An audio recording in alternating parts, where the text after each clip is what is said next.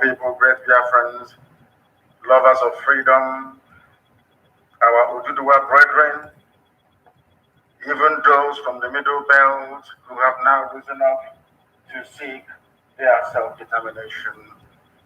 I welcome each and every one of you to this very special, very special broadcast on this very day, Sunday, the 16th of May in the year of the Most High Elohim, 2021.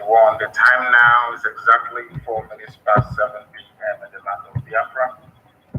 If you look at your timepiece, it is exactly 4 minutes past the top of the hour, regardless of where you are. We are live and we are direct, and the whole world is listening. People in heaven is bearing us witness, because we have come to preach the gospel that only Him mandated must be preached to the sons of men. As always, since I am welcoming you, please welcome other people as well, because there will not be a repeat of this type of broadcast ever again. It is only one in a million. Everybody must endeavor to listen very attentively. If you don't have your pen and your paper with you, I will even excuse you to try and get them. Good morning, good afternoon, good evening, and good night to all of you who are listening, regardless of where you're domiciled. And as always, we are multicasting this very broadcast on a whole host of platforms. We are on Instagram, we are on Facebook, believe it or not, Mazi, Nnamdi, Kanu. Some people don't believe it's mine, but it is. If you go there, you will be able to listen, not on the page, because Facebook will allow me to broadcast or stream this very content live on my Facebook page. If you go to Mazi, Nnamdi, Kanu, some of you know it. It is real, it is mine. If you go there, you should be able to listen. It is not a fan page, it's just an ordinary profile, ordinary page. If you go there, you should be able to listen to us this very evening. We are on app, IPOB Community Radio, we are on Radio Biafra app. We are, if you want to listen to us, you should and must be able to listen to us, as long as you are in possession of an internet-enabled device. We are on satellite, we are on FM. Basically, we are everywhere. And I can assure you that the whole world is listening this evening, as they always do. And we are going to pray very shortly. My name is Mazi, Nnamdi, Kanu. I am the leader of the Indigenous Group Biafra, IPOB, all over this very planet Earth, the director of Radio Biafra and Biafra Television, and by the very special grace of Almighty Creator in heaven,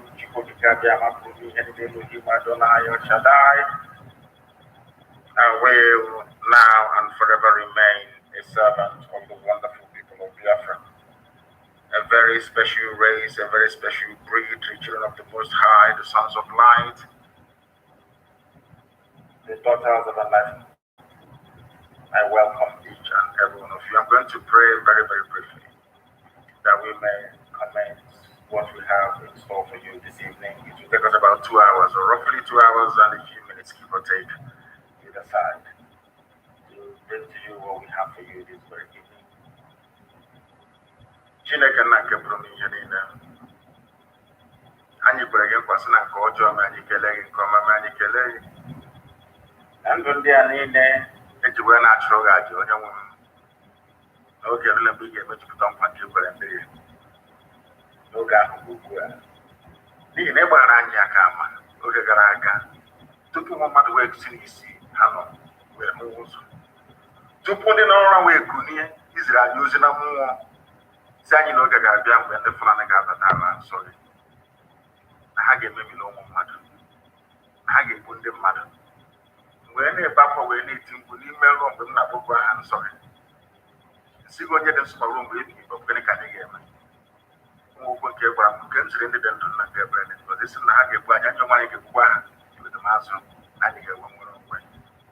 Ọ bụ ihe anyị na-arịọ gị eze ebere dị ngozi, n'ihi na anyị agaghị ahapụ gị wee fee arụsị ma ọ bụ fee nghọta nke mmadụ dị ndụ.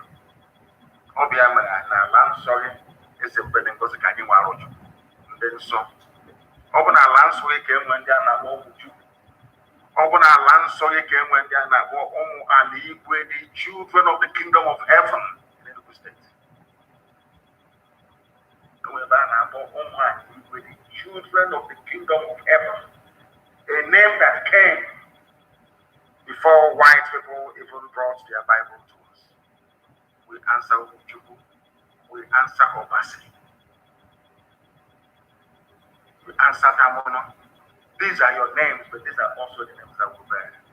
To say that the time has come for you to come down from heaven. That thy will upon the lives of your children will be done in our lifetime. And that time has come. And it is Biafra. Because you told me that they will invade our land. And that invasion has commenced. They have come, as you promised me. So in the coming weeks and months, men and women are going to die. But after that, Biafra shall be restored. We want to be alive in the land of the living to give your name praise, adoration, adulation, exaltation, and glory. Because Biafra is yours. Now and forevermore we pray. He said. Very many years ago I told you something that has come to life this very day. That in time to come, that the Janjaweed will come to our land. And they have come. The funny thing is that they did not just come to our land. They are also in German as we speak. And I'm sure that the revelations I have to make this evening soon will be astonished. I'm even sure that the British intelligence services do not have what we have in our possession this very evening.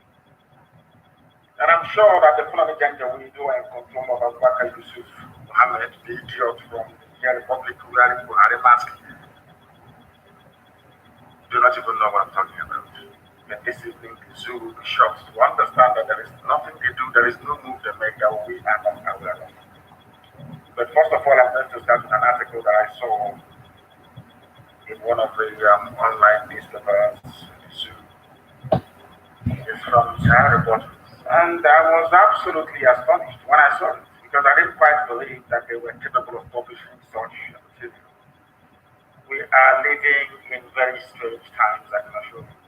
I never believed that they are capable of publishing this, but I'm going to read it for you by way of a preamble to build the foundation upon which our discourse this evening is going to rest. That is why I said I'm going to speak very slowly so that you can understand every single word, every single syllable that I pronounce, because this very broadcast will not be like any other, I assure you. Your pen and paper must be very close to you. And I want you to understand as soon as we finish this very program, I want it to be put on MP3 and distributed all over the world as you normally do. I want it on SoundCloud. I want this very program this evening to go far and wide. This could be your morning or your afternoon from where I am this evening. So you must allow me or excuse me when I make reference to the time that we are in, which is evening, here that I am at this precise moment. This article, the headline is Stop Calling Eastern Security Network a Terrorist Group by Adebayo Raphael, published by Sahara Reporters. And I'm going to read it, please, if you bear with me. The Nigeria that Buhari desperately desires is one in which all Nigerians practice fatality. The day we all become fatalists in the face of the mighty oppression and injustice happening under Buhari's regime is the day we stop being free. In other words, there's an acknowledgement by this very writer that we are living under a regime of terror and bondage. The only mistake he made was to refer to it as a Buhari regime. It is not. It is an organized Fulani banditry regime. Fulani Caliphate is in charge of everybody right now in the zoo as we speak. But what troubles me is that they have managed to get into the minds of the people. Not into the minds of IPOB, of course, heaven forbid. They have now managed to get into the minds of the people. And that is why they are able to wreak havoc. And I want everybody, those of you from the Middle Belt, those of you from the South, those of you who are still in support of one Nigeria, I want you to understand what is to come. As a result of your foolishness and your stupidity, you are handing over your land to Fulani people.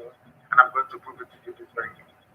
This very brilliant writer, Adebayo Raphael, went on to say that the news mediums reporting ESN as a terrorist group are doing a great disservice to the Nigerian people. Do you understand this very clearly? There are some media houses, some newspapers, and all the rest of them trying as much as they can, of course, with very limited success to tag Eastern Security Network a terrorist group. And why are they trying to do that? Why do you think they want to tag ESN a terrorist group? Not Fulani bandits, no, not Mietiala, not at all. Not those killing, raping, pillaging, and sacking towns and villages. Not at all. Not those that have renamed some villages in Benue State into Fulani names. No, they're not terrorists. It's ESN. Why? Ask yourself that question.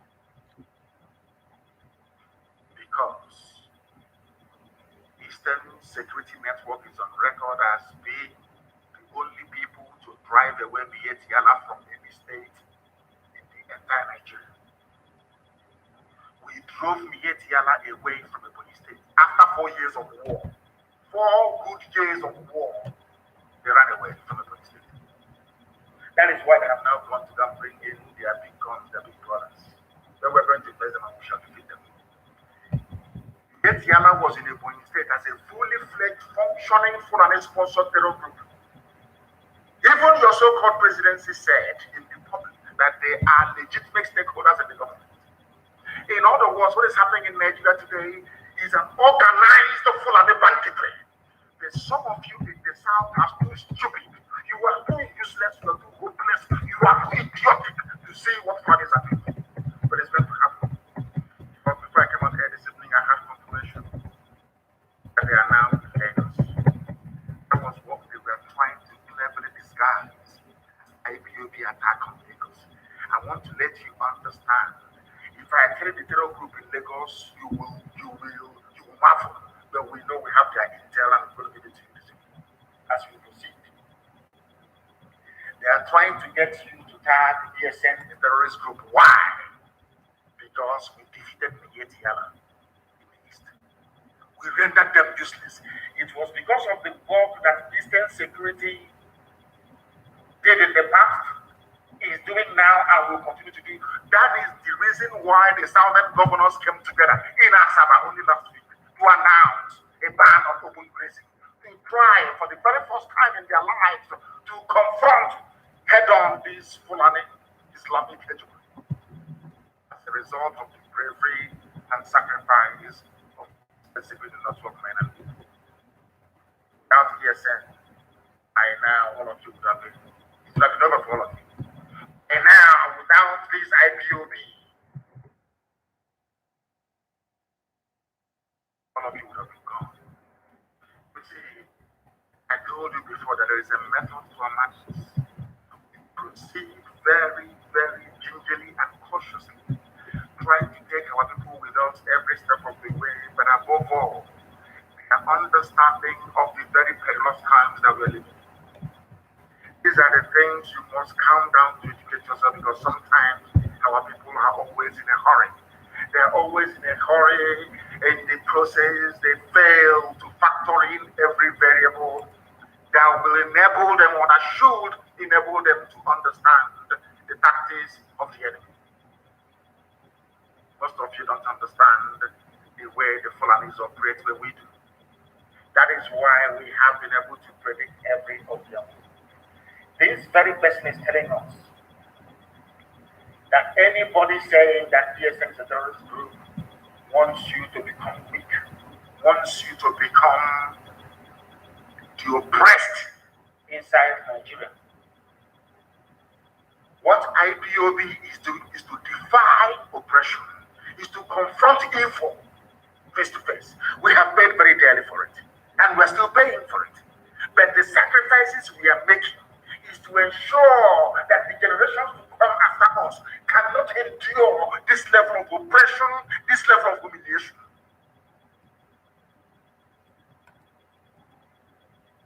Now listen to me very carefully.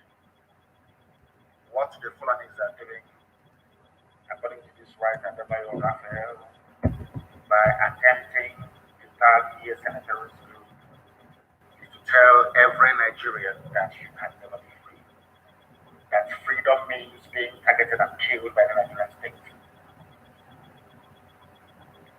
He went on to say, but I reject that. We cannot be free and not be free. In other words, if you decide to cage the people, they must rise up one day to agitate. He went on to remind us very, very simply that on 30th of May 2016, about 1,000 women, men, and children were peacefully marching to commemorate the killing of roughly, he said 2 million, of course, it's not 2 million, it's 5 million Biafrans that were killed between 1967 and 1970 by the Nigerian state and their British allies. They were on the receiving end of a very terribly inhumane terrorist blitzkrieg, that was what they called it, by the Nigerian security forces under the melting orders of Buhari at that time when he was still alive. On that very day, a report by Amnesty, which all of you have, all forgotten, of course. A report by Amnesty International confirmed that no less than 150 peaceful Biafran commemorators were shot and killed. At least 70 of them injured as a result of attacks over 2 days by a Nigerian army and police. All of you have all forgotten because you were black. He went on to enumerate that this series of massacre of IPOB people were intended to put fear into us. They were intended to make us bow before the Fulani Caliphate, so that others may become amenable to the rule of the Janjaweed. But because IPOB is too strong, despite all the things that we went through, that is the reason why people, especially from the south and to an extent from the north, from the middle belt, are now beginning to rise up to say that enough is enough. Due to all those sacrifices, my father went into it as well and was sacrificed. So was my mother. My men died defending me in my house. This very article went on to enumerate in great detail every illegal activity brought upon the people of Biafra that some of you seem to have forgotten. He went on to say that no Nigerian signed the contract of human rights violations and enforced disappearances. They are kidnapping people today, selling their parts to the Chinese.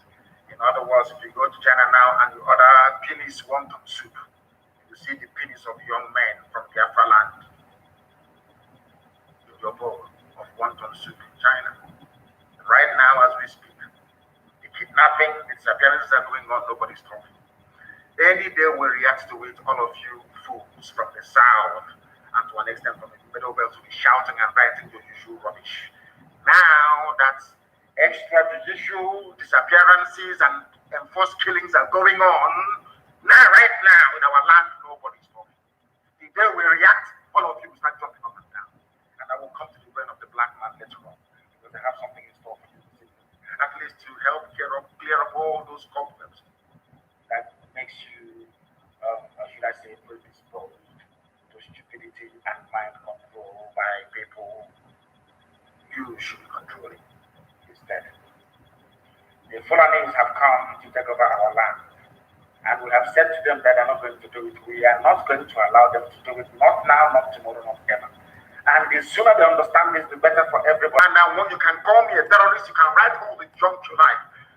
You see, the Fulanis are very clever. Before they came, they used to rely on Yoruba media houses to do the little work for them. But as the Yoruba media houses were doing the little work for them, and of course some Igbo media houses as well, like some newspaper, they went back and created their own. Some of you didn't know there was a newspaper called the New Nigerian newspaper in those days, trying to trumpet the position of the North, or should I say the Arewa or Sharia North.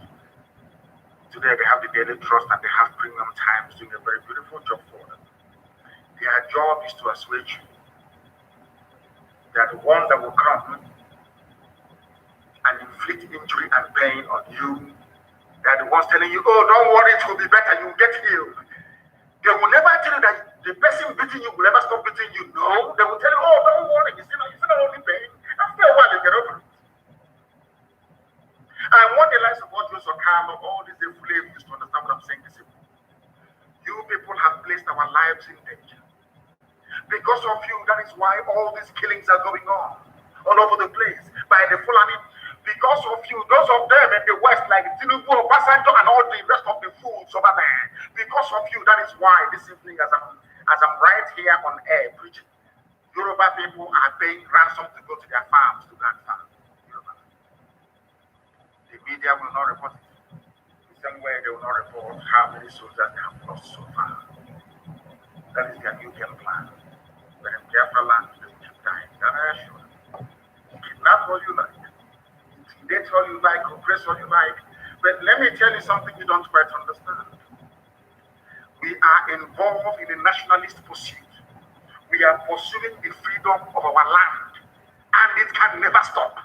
I want Fulani to understand this very clearly. Understand it very, very clearly.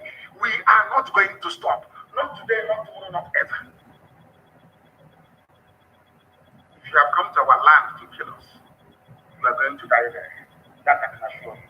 I am not perturbed by the tag of terrorism, by the tag of you have prescribed, the prescribed outlawed IPOB, a human being in Nigeria who is suffering, a journalist who is suffering, a media house that understands the pain, the suffering, the anguish, the torment that the people are going through every day is starting this junk on a daily basis.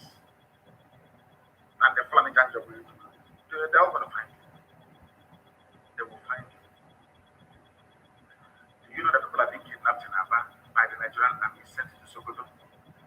They are now demanding ransom. A man paid 6 million naira only 4 days ago to have the wife, his second wife, released to him that was taken to Sokoto. Are you sure you people don't actually understand what is happening around you? We are in a state of war. They've not declared it, but we are in a state of war. Nelson Mandela was called a terrorist. Yes, Nelson Mandela. Go and do your research because everything I tell you is gospel. Nelson Mandela was tagged a terrorist. Oliver Cromwell that brought the semblance of the rule of the people. The reason why in England you have the House of Commons today, that the power resides with the commoner, a prime minister, like Boris Johnson, is because of Oliver Cromwell. Are you listening to me very carefully? The reason why the House of Common People in England is the strongest house you have, not the House of Lords. They are the ones that make the laws. The reason why in England today, somebody who is not either a landed gentry or somebody who is not from the royal family or somebody who is not titled, like a lord, a viscount, is not the prime minister, is because of a man called Oliver Cromwell, an Englishman. He too was called terrorist. So too was George Washington. During America's War of Independence, George Washington, this America that every ant wants to go to, this same United States of America that everybody will die to go and live in, is called the land of the free. Or should I say the land of the brave and the free? The man that made it possible is George Washington. British called him a terrorist. I'm saying all of these things tonight so that if you're called a terrorist because you're an IPOB, because you fund ESN, it is a badge of honor. After following what I'm reading out to you tonight, you will understand it. Who are we compared to Nelson Mandela? Of course, we are nobody. Yet he was called a terrorist. He didn't stop him. He did not stop the armed wing of ANC towards Israel from doing their job to make sure that apartheid collapses. Apartheid, while South Africa abducted, anything abductable, they abducted, they killed, they massacred. At the end of the day, the will of the people prevailed. Our people should not despair. We are going through a very difficult time, aided and abetted by the lives of the Sarkin Fulani, Elijah Portius or Callum. I'm sure by now that Rochas have repented here. He just asked me, in fact, his eyes are all the flavors talking about one Nigeria. It's now very clear to all of you. The Fulani is not doing well. Not for us who are fighting them, neither for you who are their slaves. As the matter can be called terrorists who are Oliver Cromwell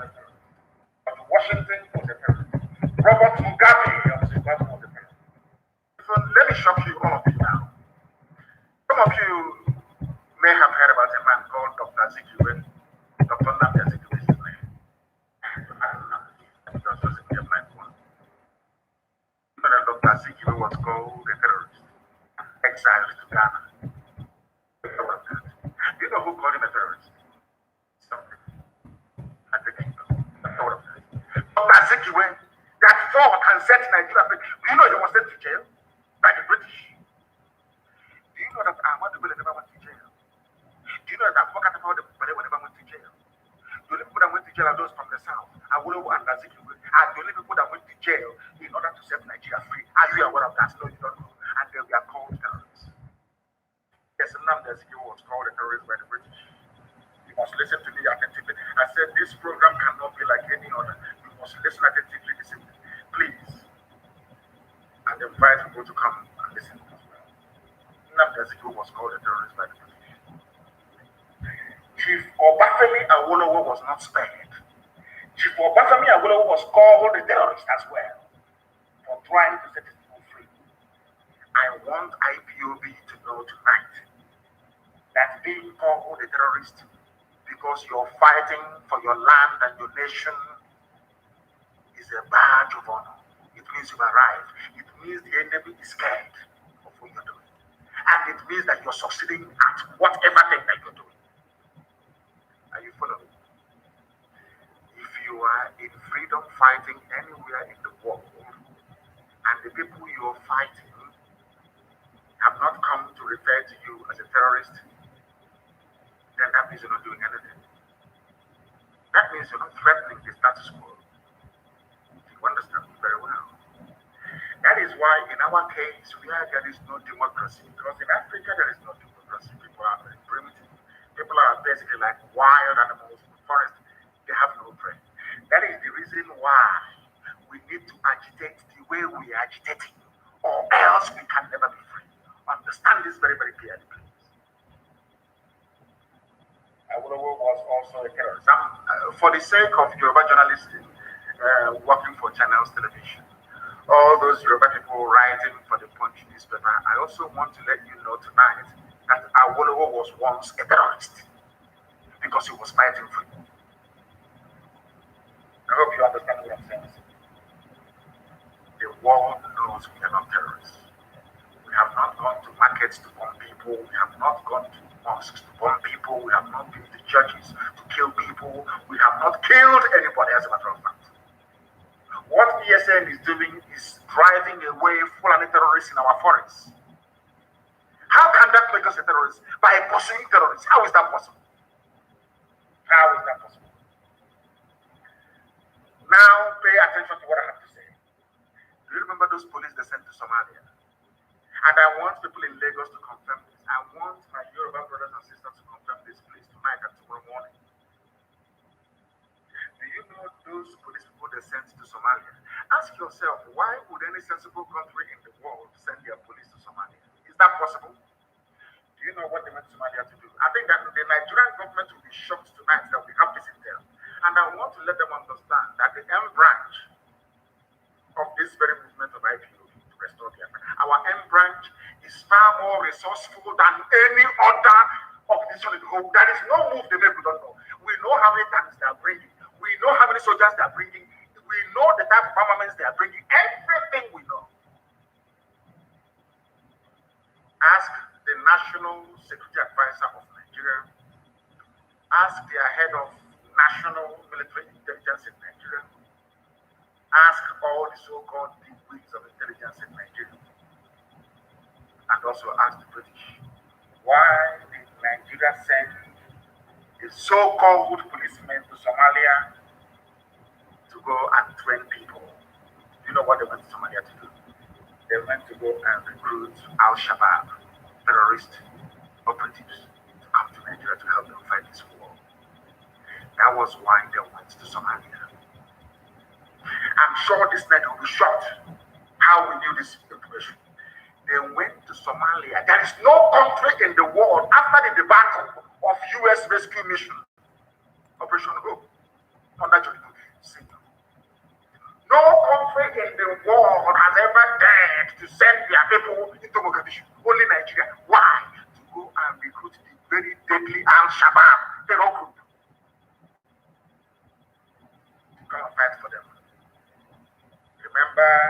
intel all over the place.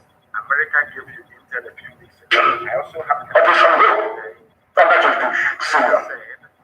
No country in the world has ever dared to send their people into Mogadishu. Only Nigeria. Why? To go and recruit the very deadly Al-Shabaab terror group to come and fight for them. Remember the intel all over the place. America gave you intel a few weeks ago. I also have the latest one we get today. When America said that terrorists are now moving south, I want to let the whole world understand. I want Tinubu to understand that even you are.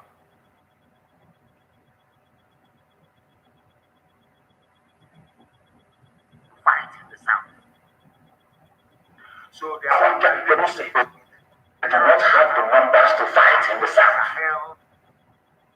So they are complementing it with terrorists they are now recruiting across the Sahel, but most importantly, Al-Shabaab in Somalia.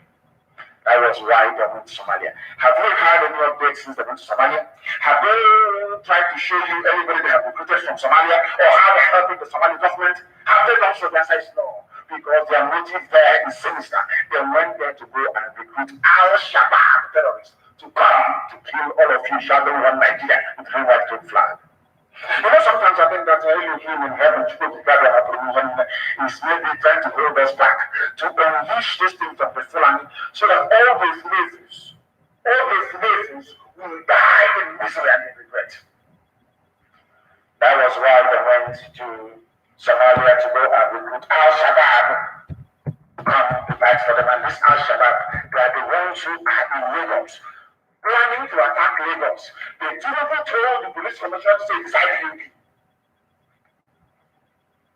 I understand what I'm saying? As for my that black people, why did God make me a black person? I don't understand. Why people cannot reason? Let me ask you again. Ever since their police went to Somalia, it is a foreign expeditionary mission. How come there is no update? How many Somalis they have trained? Have you ever, name of a black man, have you ever wondered why? You don't hear anything about that. The very simple reason that they want to recruit terrorists, Al-Shabaab, and they are the ones now in and around Lagos, planning to launch multiple attacks in Lagos. And a human being, somebody that claims he has conscience, woke up in the morning and decided to blame IPOB for it. When Tinubu knows that those who are in the bushes and forests in and around Lagos are Al-Shabaab, Somali terrorists all the way from Mogadishu that they brought him. Of course, history will be kind to IPOB. I just have a brother I have just written. His name is Abeba Raphael. If they say to you in this life that the people will rise up to write glowingly in defense of IPOB, you will not believe it. It is here very clear, in black and white. Al-Shabaab is in around Lagos because Fulani knows they don't have the numbers. They cannot win this war. Nigeria has never won any war on its own before in its history. They always rely on people to fight for them. After the fight, they start making plans. That's all they do. That is all they do. And to tell you that this is a concerted effort to colonize everybody. Ever since they had their so-called security meeting last week and decided to invade the South, some of it is only the East that are coming to the entire South. Have you been hearing about bandits doing this or doing that anymore? They have promised them that the oil money is theirs. That is why, Madam Tambuwal, I feel sorry for you. I feel sorry for you. The attack is coming. You can't escape it because it's too late. They understand that come 2023, should ever leave the north, they are finished. So they must attack this. In fact, we are now forcing them to attack 1 year earlier than they had planned. This attack was meant to commence in 2022, but they started in 2021 because of IPOB and the Eastern Security Network. May glory and praise be to the Almighty in heaven. Lagos is surrounded by Al-Shabaab, and that is why Tinubu is trying to pin it on IPOB. without success, of course. And I also want, listen to me very carefully this evening, please. I'll be writing it down. I want the Nigerian government to know this. Nigerian government, the Chinese have promised to sell you weapons. You have moved money to Shanghai. I did not mention Beijing. I said Shanghai. Shanghai is where you are right now purchasing weapons from the Chinese. China has agreed to sell weapons to Nigeria. They have also signed an agreement to supply Nigeria with weapons. I did not say Beijing. I said you are in Shanghai. That is where you are right now negotiating to bring those weapons in, because you have moved Al-Shabaab to Lagos. The main strike force of Al-Qaeda is in Benue State, and the hardened remnants that you put from Boko Haram, they are now moving to the east from Bauchi. That is a three-pronged attack coming to the south. And I want people to understand this very clearly. By the time the attack takes place in the south, nobody will remember you are gone. Three-pronged attack. The Nigerian government recruited 3 hardened terror groups to fight this very battle for them. Al-Shabaab, they are in and around Lagos and Yoruba land. They are the ones to lead the attack against Yoruba people. The main strike force of Al-Qaeda in the Maghreb, they are advancing through Benue. They will enter into Kogi. From there, they will come into Anambra and they will. Whereas the main Boko Haram front, recruited by this same government, they are coming from Ogun. But their base in Bauchi, they are coming from Bauchi. That's where the armor, that is where the tanks are that they have given to them with which to come and kill people, because I promised them the oil and gas in Biafra land, and that Allah gave Nigeria to Fulani people. Today's date is the 16th of May 2021. I pray to Elohim that this doesn't come to pass, but it's going to happen. And when it happens, that you will go back to his prayer. But he said it all. He's a prophet. He said it all. Because you cannot stop what is coming. And I want you to know those to blame when they start massacring your men, women, and children. You will blame Obasanjo, you will blame Tinubu, you will blame Ojos Okalo, you will blame, I don't even want to mention the Sarkin Fulani group, which is irrelevant. You will blame Luchas Okorocha, you will blame the Nnamdi, you will blame Iwanyamu, you will blame Mrs. Tambuwa, you will blame the likes of Avery Clark. All these are pieces of Fulani. They always appease Fulani. They want to please them. One Nigeria. The person who will do one Nigeria for does Fulani believe in one Nigeria. So you think that the Fulani opening their mouth and say one Nigeria, they are doing it because they love you? Are you stupid? Are you that foolish? They are doing it because they want to conquer you. And in fact, you are conquered already. You are conquered already. Nigeria, are you not in Shanghai purchasing weapons right now, this very night? True or false, we know. When we bring them in, we are going to know. When we deploy them, we are going to know. When we destroy them in Biafra land, we will also tell you that we destroyed them. That is to let you understand that our own intelligence is more than yours. Because in Yoruba land right now, not only are they refugees in the Republic, which some of them do not know, because the news is being suppressed, Yoruba people are paying ransom to go to their farms. Ask yourself this question. Somebody as influential as Wole Soyinka cannot go to his farm. He's a Yoruba man. Wole Soyinka, of course, one of the people that I blame for the mess that Nigeria is in. A man who is learned should be educating those of us, should be foretelling the dangers to come by virtue of his academic accomplishments. He was the one supporting Fulani Janjaweed. I don't know if they are doing it to spite the Igbo people. I don't know what for. That same man cannot go to his farm. Are you following what is happening? Are you following what is happening? Of course, they gave us BBC to do to us what a bunch and all these channels have been doing to Yorubas for long. In front of you, they will be doing one Nigeria, you're dancing. From the back, that's slaughtering you. That's slaughtering you. Because Fulani needs to create a diversion. they are masters at time. They know how to divert your attention. They are very good at it. And that was what our brother was writing about, Raphael. ESN is a very good. Nobody will ask him, but did ESN bomb any church? Did they go somewhere raping and killing people? Did they steal anything belonging to anybody? The answer is no. So what qualifies them as a terrorist? Oh no, because they are fighting Fulani. They are fighting your Janjaweedism. That is why they are terrorists. And being black people, very cowardly, very wicked, all of you are quiet. And I said this thing before, and I will say it again to the hearing of the whole world. Black people are suffering all over the world because we are a very wicked race. You can never see something evil happening and rise up to say that this is evil.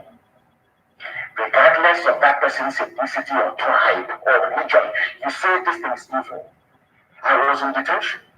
I was paying for wrongfully convicted and wrongfully accused northern boys to have access to decent legal representation.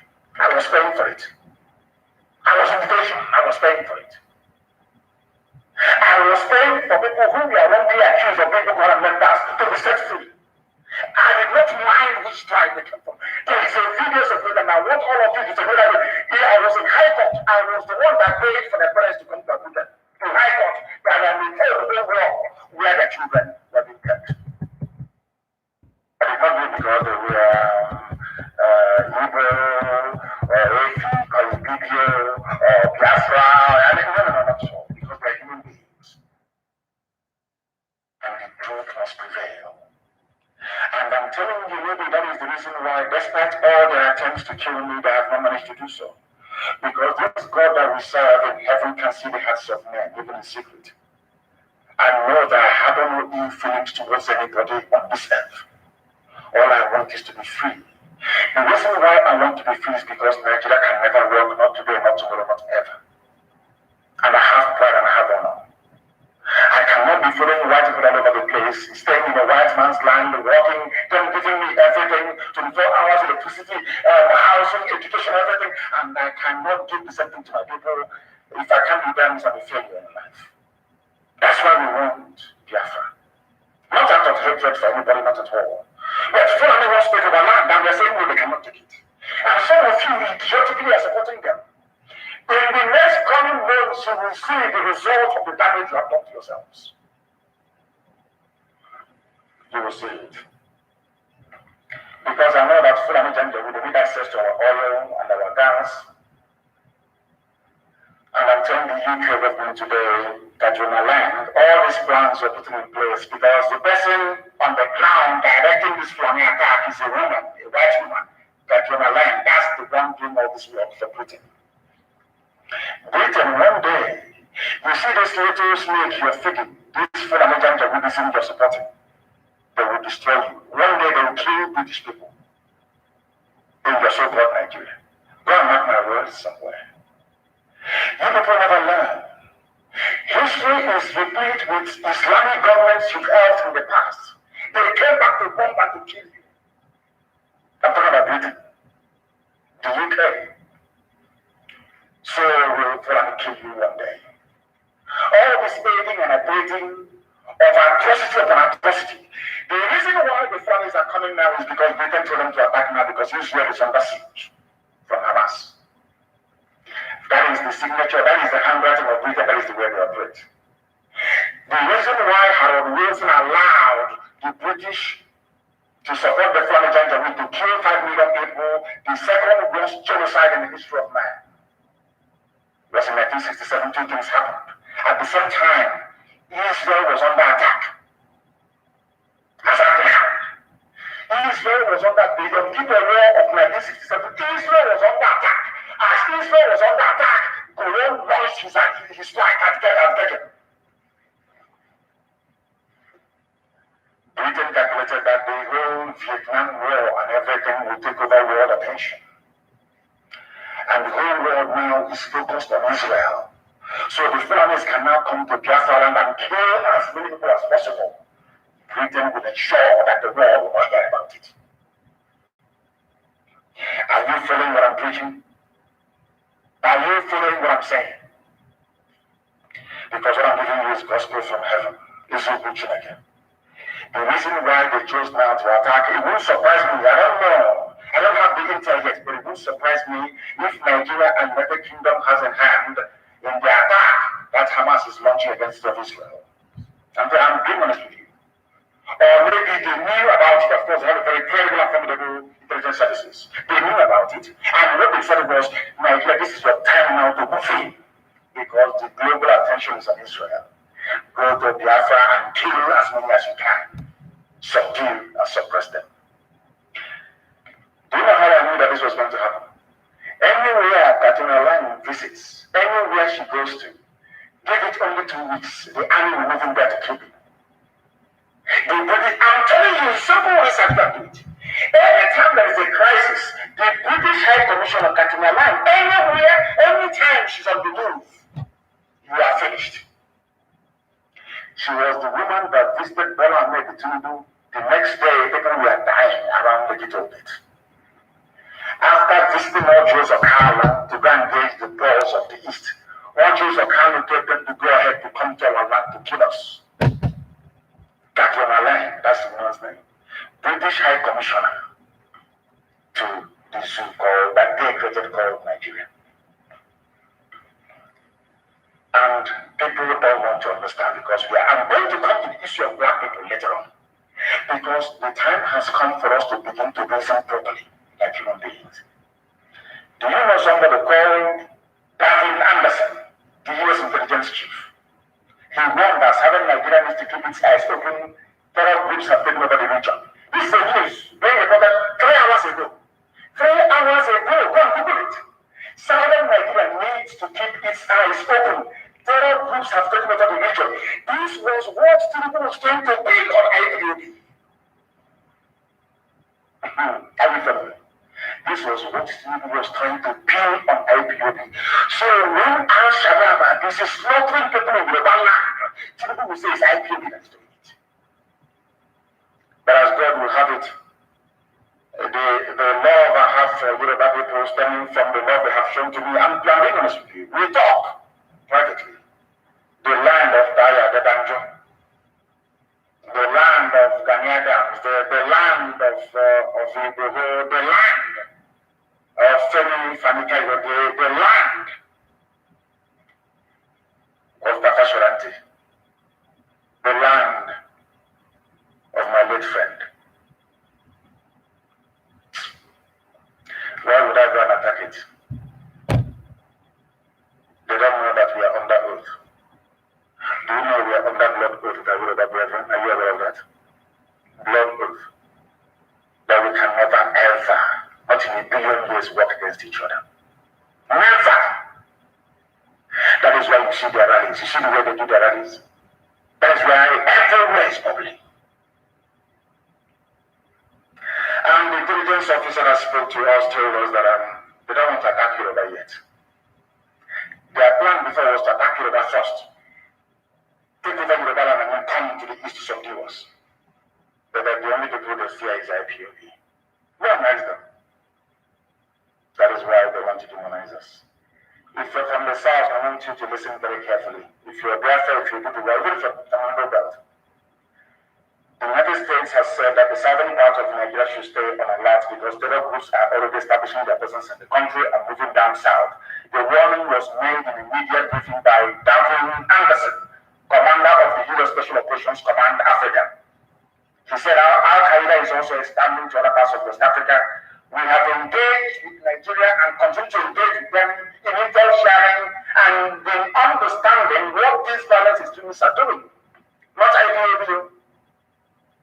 Al-Qaeda is there, Al-Shabaab is there, Joint attack, ISIS West Africa is there, and Tinubu wants to pin it on IPOB. You see how evil this men are. But our God is fighting for us. That is why we receive our. We don't even have this intelligence we do. I know that I'm going to now, Fulani. Fulani can never fight a war girl. And I told that all the ranks you see in the East, they are empty. Nobody wants to join the army. That is why they are drafting people from Babuji. If you claim that the division in Navy is strong, Navy is strong, or Hausa is strong, or Niger is strong, they are all there to intimidate all of you into submission. That the plan is going over you. That's all.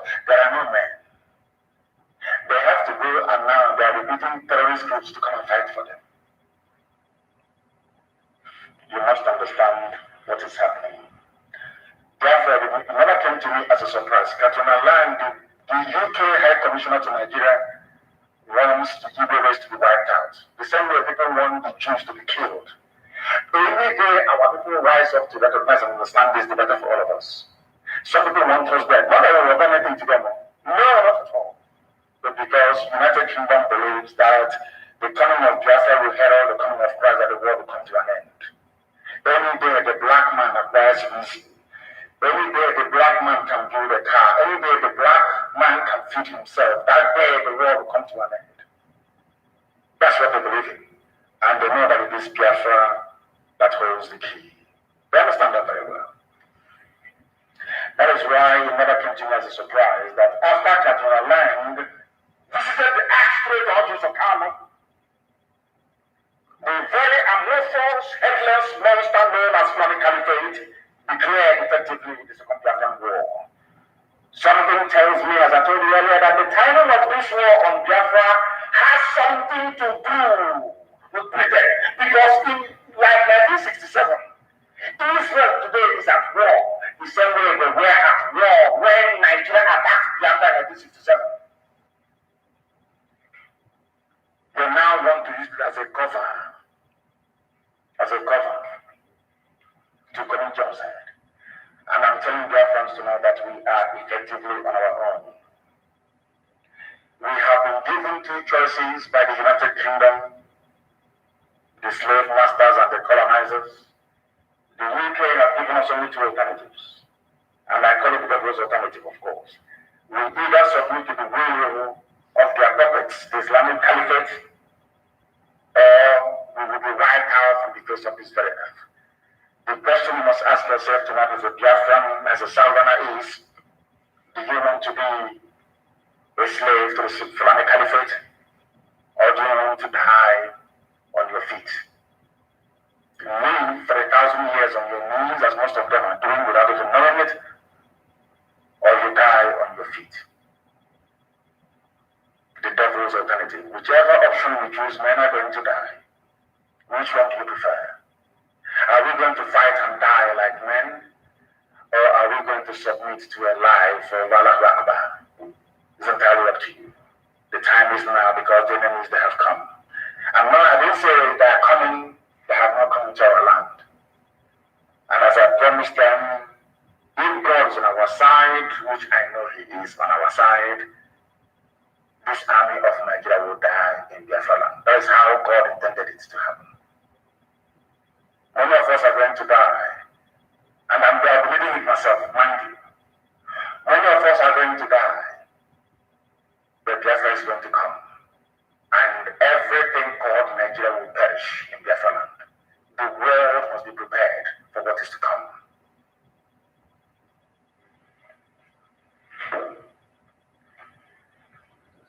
We are not going to be slaves in our land. I want to let Katrina Land, the UK government, to understand this.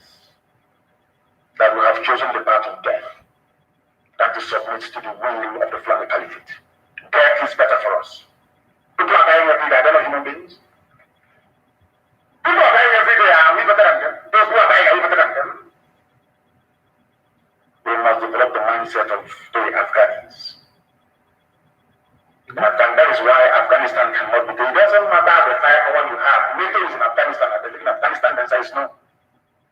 You are coming to kill us, but you are also going to die together with our Biafra.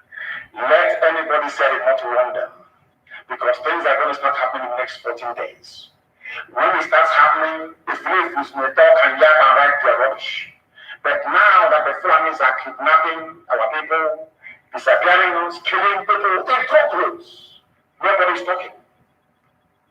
We must make our land impregnable for them. And that will involve a lot of discussion.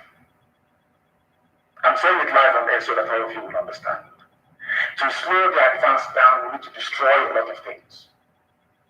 We must destroy a lot of things. That is how all of you will come to your senses to understand that we are in a state of war. They want to circle us. They are using the flavors amongst us to try to be, assuaging your, should I say, your bruised egos, all of you. writing my rubbish about one Nigeria. From next 2 weeks, we are going to start dying for what we believe in. Not 1 or 2 or 3 or 4. We are going to die en masse, and we are going to take them with us. By the time the slaughter happens, it will be so intense that you see that CNN, they come together and cover this very war. That is about to happen. You see CNN, all of them running away from Biafra, they will cover it by force because we are going to kill every Nigerian soldier and Biafran soil will die. God is my witness. And I will lead this battle myself.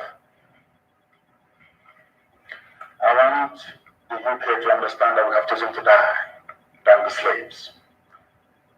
At the end of this newly declared war against Biafrans, many of us will perish, but out of these very ruins, Biafra is going to rise up again to the eternal glory of Chukwuka in heaven, that his will may be done on earth as it is in heaven. I want them to understand. Let me not be tomorrow people say, oh, but the suicide bombing is not part of our nature, it's not our life, it's not our culture. Now, that's fully and there.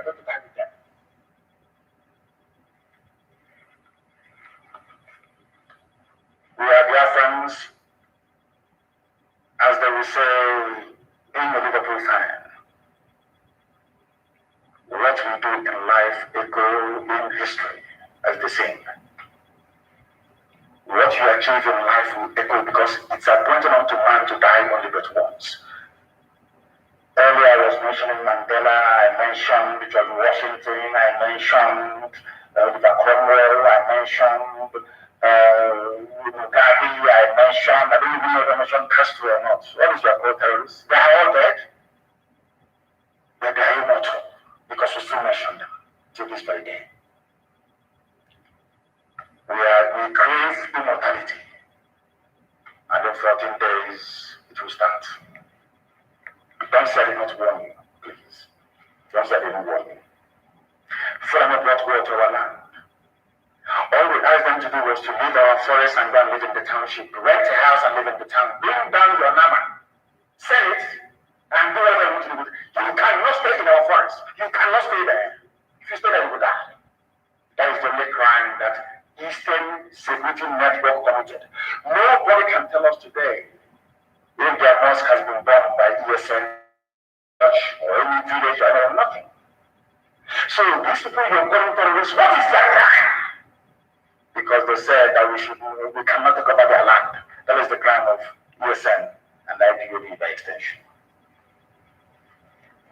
As I told you a few weeks ago, the Janjaweed have opened the floodgates of hell.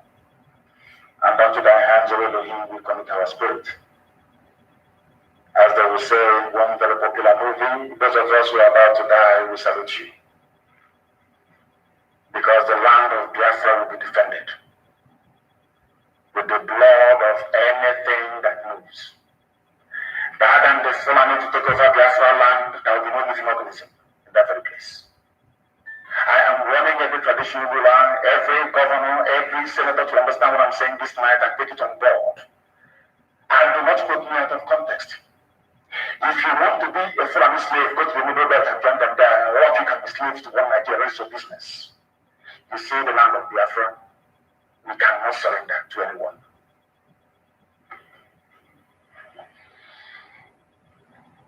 Now, I don't want anybody to lament. Oh, they have killed us here. Don't stop lamentation. All we need is action. Not Rambo style action.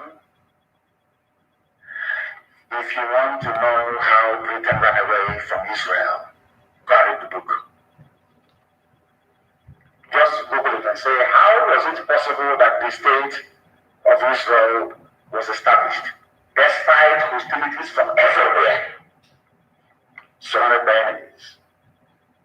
But they still succeeded because they blew them out of Palestine, or they call it Palestine, which was a name, just as they're calling us now, Southeast. They don't want to call us our name Biafra. After the Romans took over the Holy Land, they named it Palestine because they said that the Jews were too stubborn. They erase the name Israel and call the place Palestine. That's what they do. Because when somebody wants to completely overwhelm you, they change your identity for you. And if you're a very stupid black person, as most of us are, of course, in Africa, you swallow your name, root, plan, and sinker. Israel was named Palestine by the Romans that came and burnt the temple down because of rebellion. That there are two rebellions. It's something they tried to do to us. We must be very, very strong. God has them how they did it. They blew them away from there. Not all this ramp on the road. Every road leading into Biafra land with the mind. Everything that is Nigerian, whatever police or army that steps on our road will blow it to the kingdom come. Very neat and simple. And I do them make a cowboy and Rambo. We are that our rubbish. So we destroy everything destroyable. We need to force them. I said before, when we drive away the Fulani terrorists, we need to allow them our bushes, they will bring in their army. We will kill their army, they will start throwing bombs from the air. After that, they will leave us alone. I'm telling you, you mark my word, that's what's going to happen. When I told you that we will defeat Nigeria, did you believe me? When I said we will drive away Nigeria from our land, did you believe me? We did it without the help of any governor, no politician, nobody. This great family, this IPOB, Chineke goes, you know, your man. No, Chineke. We are dying, isn't it? At least we are dying for what we. How about those being killed by the Fulani Janjaweed in the Middle Belt? They died for nothing. They're not fighting for anything. They're not fighting for the independence. They're just in the farm and they're killed.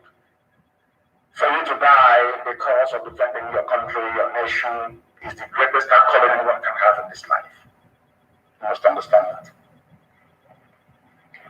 From today, we must stop lamenting on social media and engage ourselves in activities that will slow down the enemy. We know where they're coming from. Always from three sides.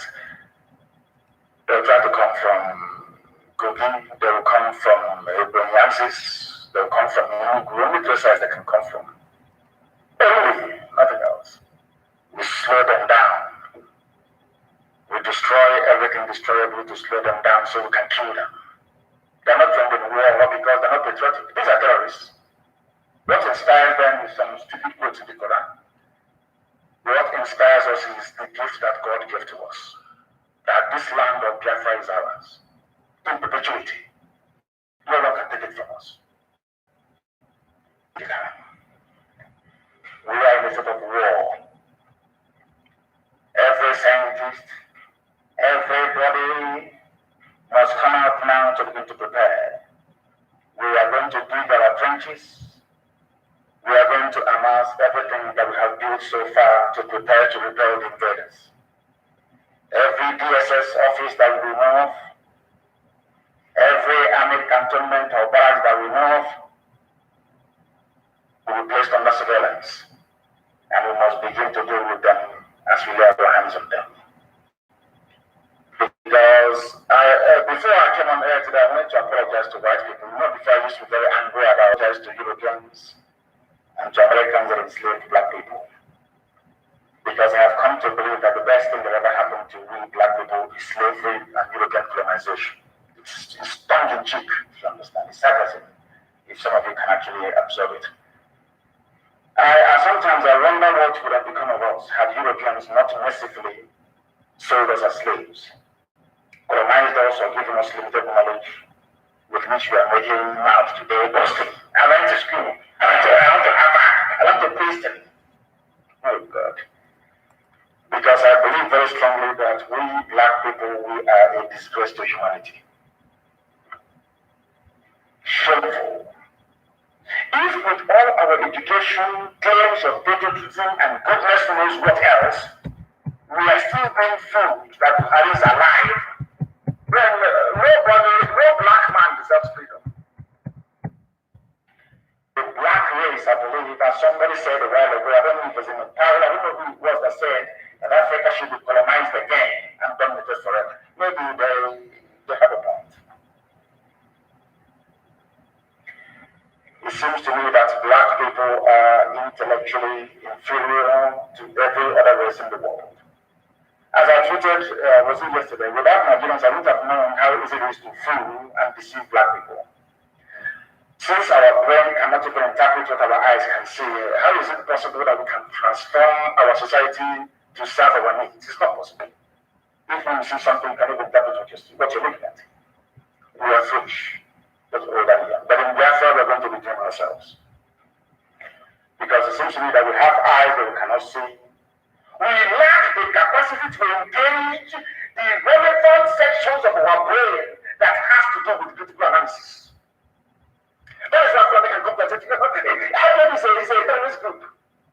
You, as a southern journalist that went to school, a journalist that went to school, you will say, he's ready to ask the government, but what did IPOB do for you to applaud them when we hate and explain about killing, raping, and raping people?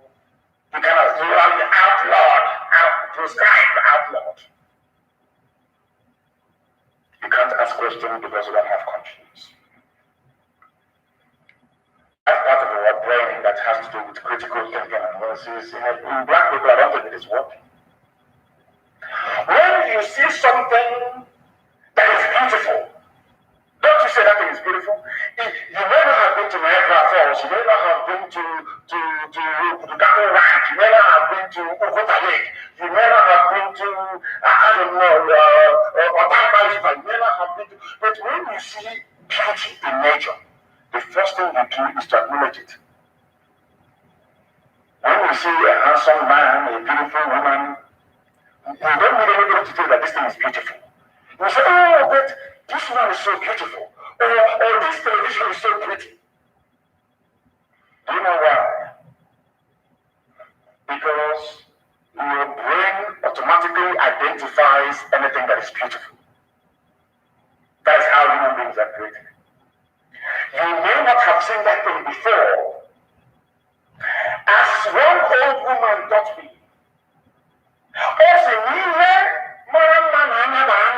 once your eyes behold something beautiful, your eye, oh my God, this is so beautiful. Because that part of your brain is still functional. Which means that everything bright and beautiful, your brain will automatically tell you that that thing is beautiful, isn't it? Everything that is bright and is wonderful, like the rainbow, you say, oh my God, or sunset in the morning, or sunrise, you say, how beautiful this is. Because your brain is telling you it's beautiful. You don't know what to tell you. The same thing goes for anything that is ugly. If you can stop and behold something and say, oh, this is so beautiful, you can also rise up and say that this thing is very ugly, this evil, this bad. This brings me to the phenomenon of the dead late Buhari and the successful attempt to deceive all of you so far in this zoological republic. Let me leave out the more complex, interpretations of the various max wearers of the Fulani cabal that they periodically bring out to deceive all of you, silly animals claiming to be educated, and focus on the very simple ones that prove to me that black people, especially Nigerians, are lower than wild animals. I cannot compare wild animals to a Nigerian because that means insulting animals. I'm telling you the truth. And why am I saying because of the case of Buhari? The dead Buhari. I don't know why some of you will stand in front of the mirror and look at yourselves and call yourselves human beings. With the same eyes, you look at the picture or the video, the channel's television interview of this little boy with his hands, very fresh hands, like that of a 25-year-old. You saw his nose, that the mask tore, the back of the nose, where the mask should be, and cut off from the main nose itself. The nose was looking like that of Michael Jackson, a crumbling nose. All of you saw it. You saw his hands. And you are learned, you're educated. You still claim that that thing is Buhari. For the life of me, I can't understand. I mean, if you say that that thing in front of China's television is Buhari, may God have mercy upon your soul. That means that everything that Ku Klux Klan have been saying about black people is true. That these people are beasts, they cannot, even when they see the truth, they cannot stand up to say that this is what it should be. I want to know why Nigerians, having seen the hands of this little boy, and he knows very strongly. You have all seen the obvious flaws in the mask that the yangaroo that given to these boys to wear. You still cannot bring yourselves to ask a simple question.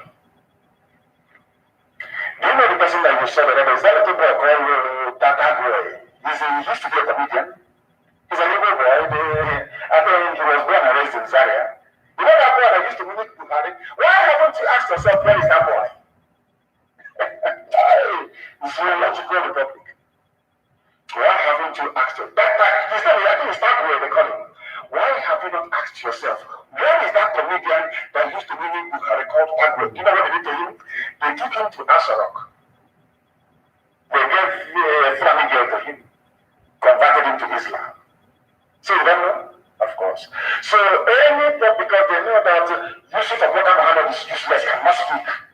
Once in a while, they bring Tagore to come out. That is why his English, he cannot hide the flawlessness of his English. Are you listening to me? Have you ever wondered why Nigerians, having seen the hole in the neck of somebody they refer to as their president, still fail to ask the question, Mr. President, how did you develop this hole in your neck? If you go to Guardian newspaper archives, if you go to Punch newspaper archives, if you go to all the, they have it. You can see a man with a hole in his neck.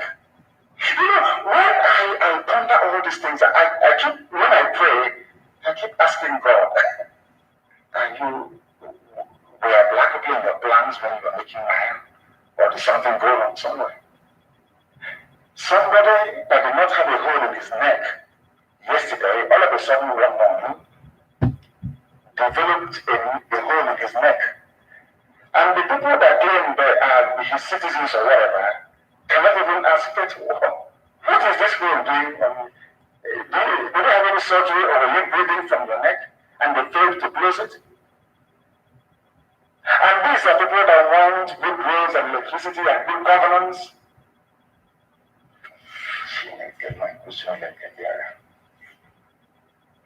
any system that claims to have regard for the well-being of the people, such an obvious defect in the appearance of their so-called number one citizen should have attracted a lot of attention. Everywhere in the world, can you see Biden? Only that Biden fell down and climbing the steps of Air Force One. It was everywhere. Can you imagine Biden coming out tomorrow at the West Garden of the White House with a hole in his neck? What do you think will happen? What do you think will happen? Black people, DCOG, black. Why can't you ask yourself this simple question? What caused that hole in his neck? Now, if you're telling us that this man is 82 years old, how come his hands looks as fresh as that of my grandchild? Simple questions. But you can't answer them. Or you can't even ask them to start with. That is what makes you a black person. And there is a difference between you and the white people. You see, in all those countries where they have 24 hours of electricity, where there is running water, where there is free healthcare, free housing, if you present somebody like this claiming his body, they will ask questions in public. That is the difference between white and black people. And that is why they are still controlling us till this very day. You know, sometimes it is easier, I should say, to deceive people than to defend them. Especially those who have been enslaved and deceived. That's why so many people don't want to learn about the evil that is going on in Asarok. Even when you see it, you don't want to say, oh, let's go to the come so everything can go in. Typical black people. And you keep wondering why you are poor. You keep wondering why God has abandoned all of you. You keep wondering why you have no good roads. You keep wondering why you go out and the enemy will kill you and nobody will talk. You keep wondering why you eat your home and the police will come and kill everybody and nobody will talk. There is a picture that is in circulation. I tweeted it. Please go to my Twitter handle or page and see it. I tweeted a picture that was released by Channels Television, not from me. Channels TV. In fact, God so kind, there is a video. I want everybody to pay attention to the maxed, crumbling nose and young, fresh hands of this latest version of an 82-year-old dead Buhari. An 82-year-old man looking so young and so fresh. Now, the question any sensible person will ask is this. Anywhere in the world, and even white people will ask is this. If such transformation that so-called Buhari went through, that turned him from 82 years to now than 3 years, if it exists, why is it that Bill Gates is not looking like an 18-year-old? Or even Biden, the strongest man in the world, allegedly, or even Tinubu,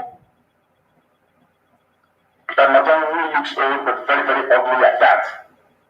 Don't you think that all of them would have opted for a more youthful appearance to coincide with, even Tinubu from 79 to 69? If it were possible for him to make himself appear young and look 69, he would have done it. He would have done it. But he cannot do it. Because who we have in Asorok is not Buhari. Buhari is dead long time ago. Look at his hands.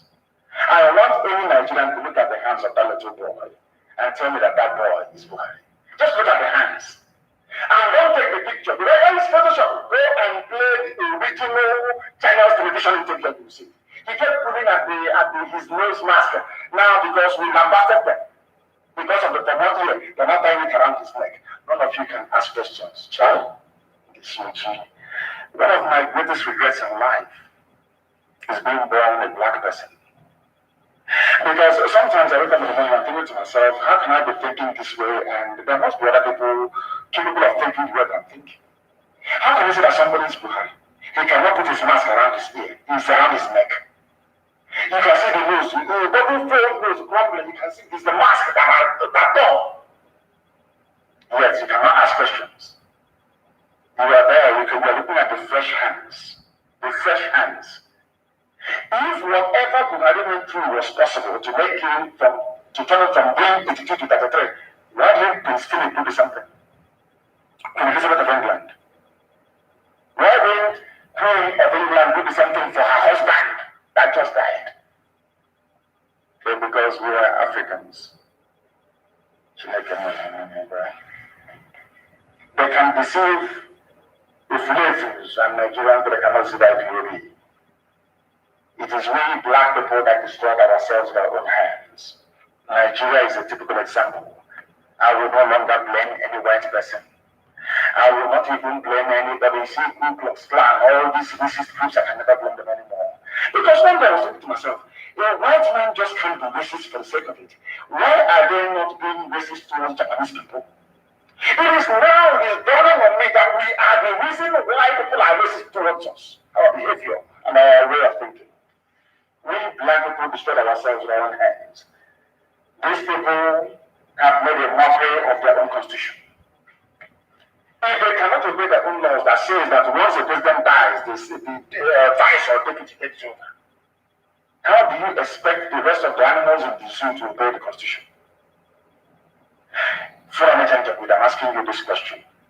Fulani Kabal, you have disobeyed the constitution.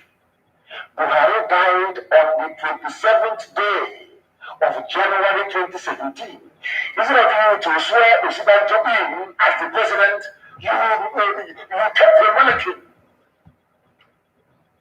Moving one idiot from place to place. That is why there is no live address. They cannot address you live. They cannot do any walkabout. Nobody can visit them. Nothing.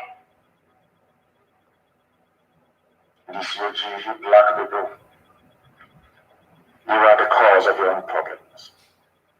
And everything is in your brain. The way you reason, the way you approach issues, the way you analyze issues is the reason why you are poor. That is why it appears as if the whole of the world hates you.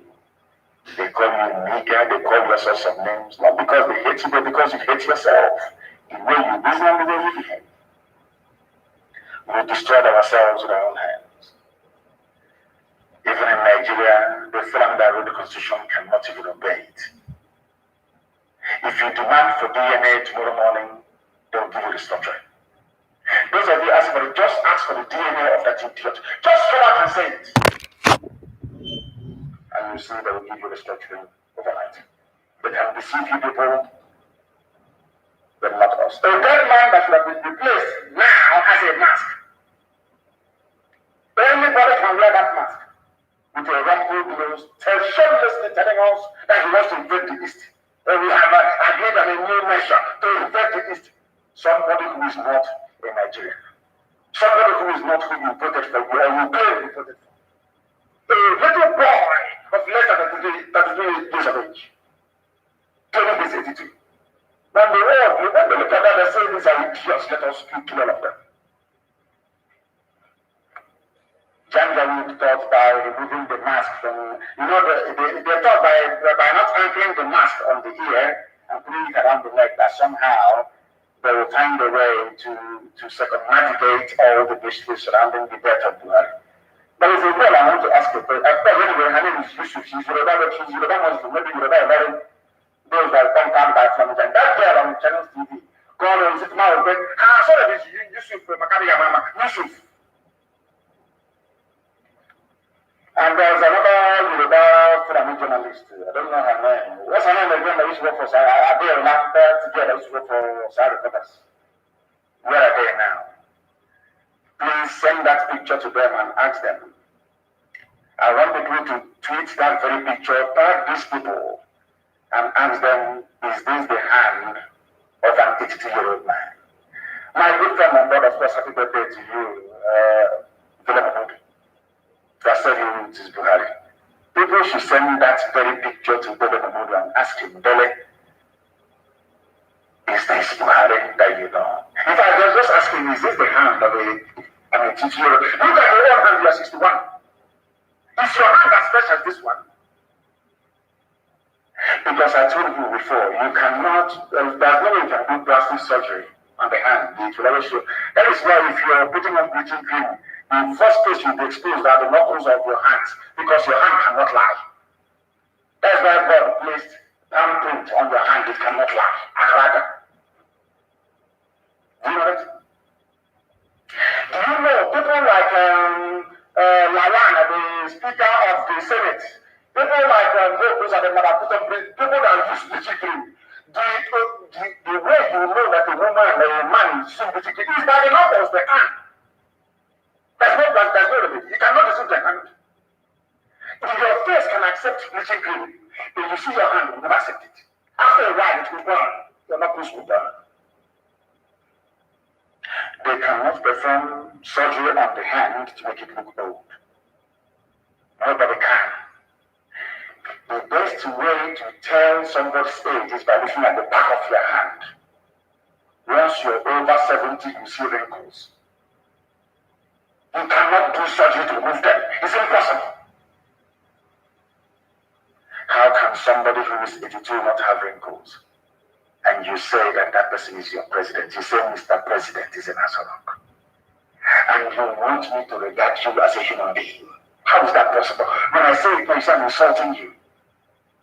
And I want people to send that picture to that girl called Adele.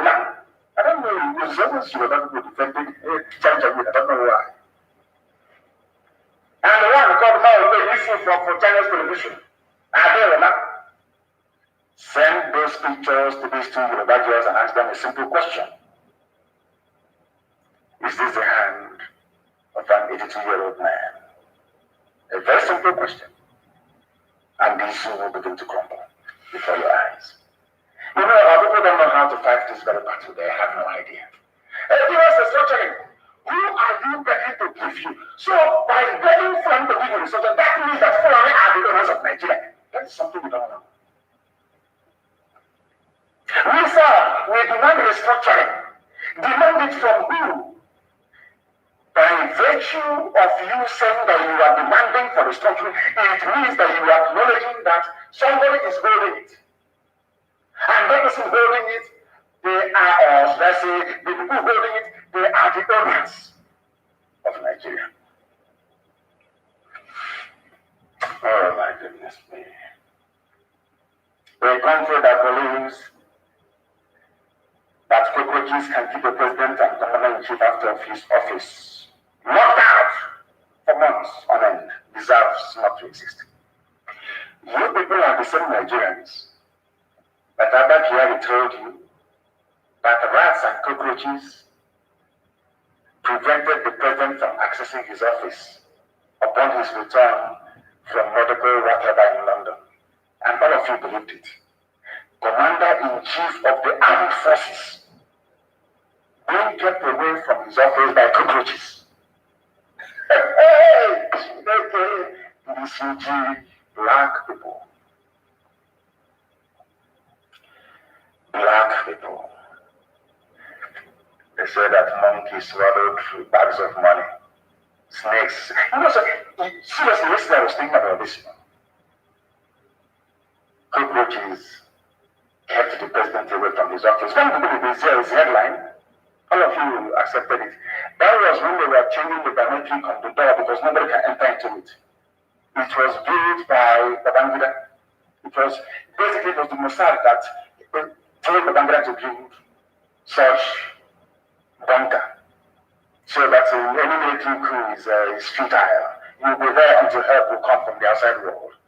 So they need to scan your retina and your thumbprints to enter there. When Buhari died, they forgot to cut off his finger, his right thumb, or scan bring back his head to scan his retina. That was why they had to destroy it, and it took about 3 months to do.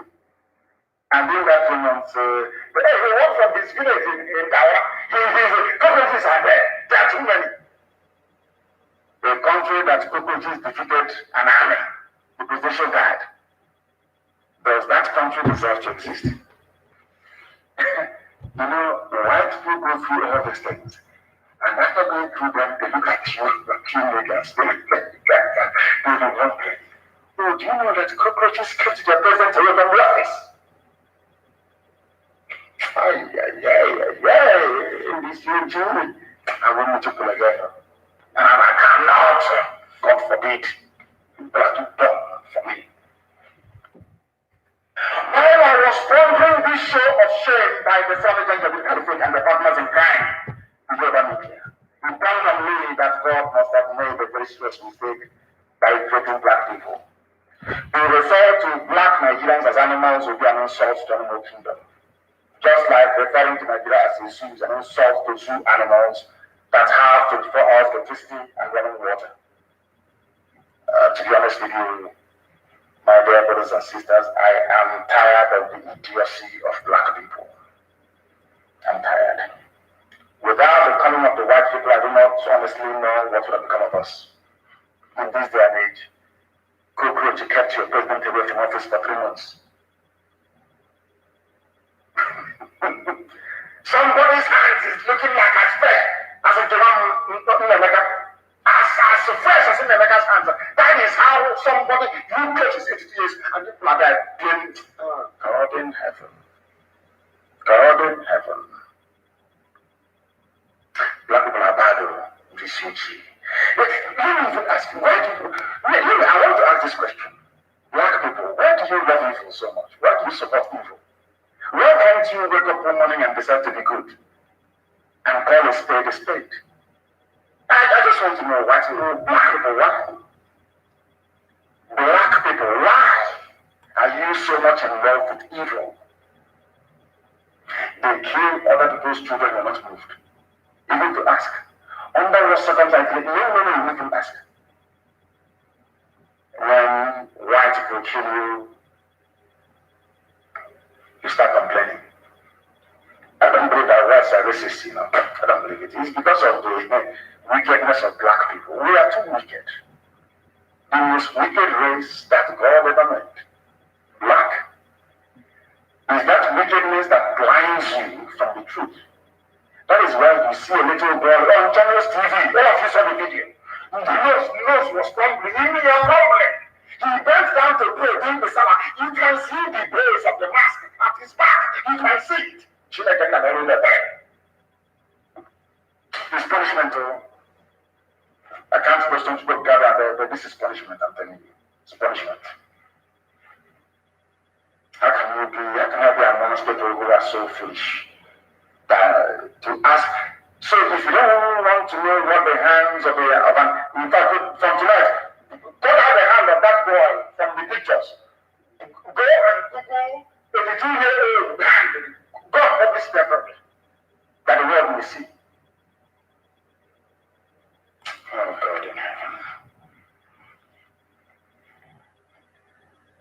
To refer to black people as Nigerians, in fact, as animals is insulting the animals.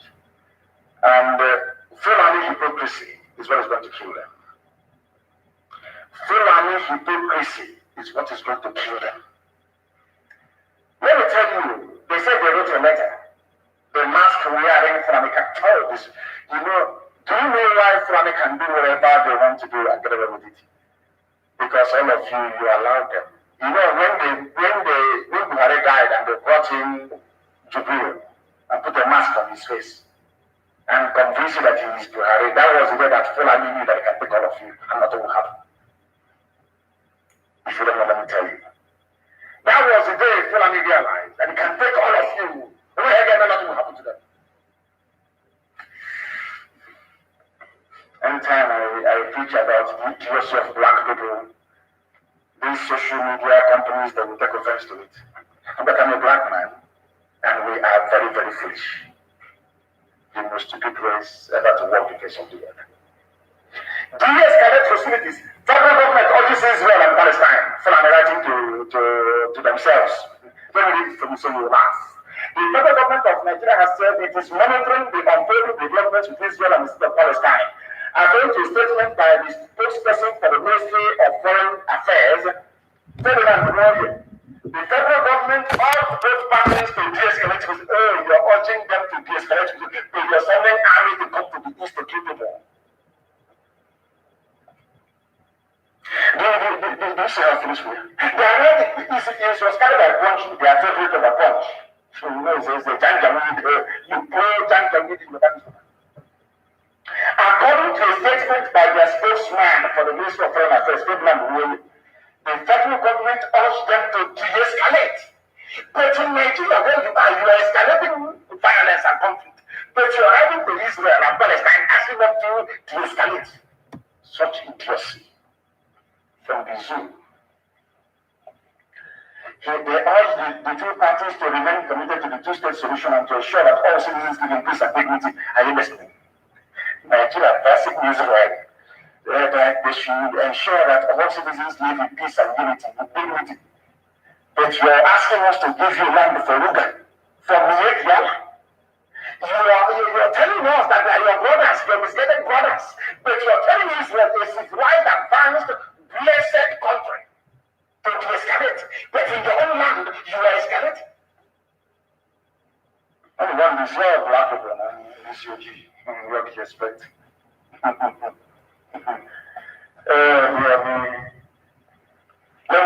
me read a paragraph from the letter that will make you laugh if you're in the zoo called Nigeria.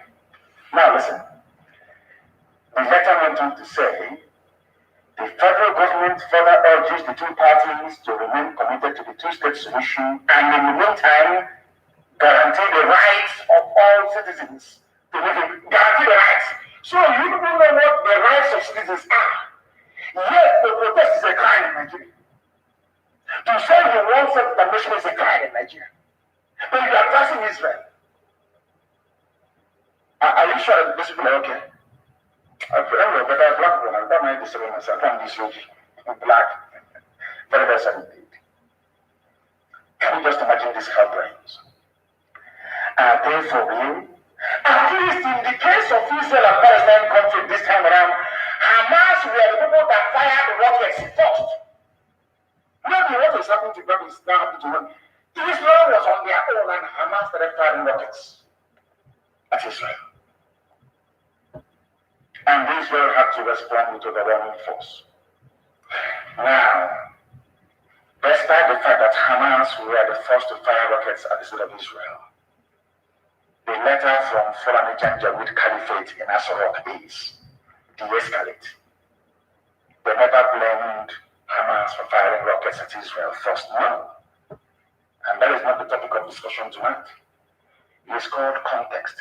I want people to contextualize. I want you to put into, I want people to put into context. the case of IPOB and the federal government of Nigeria. Hamas fired rockets at Israel.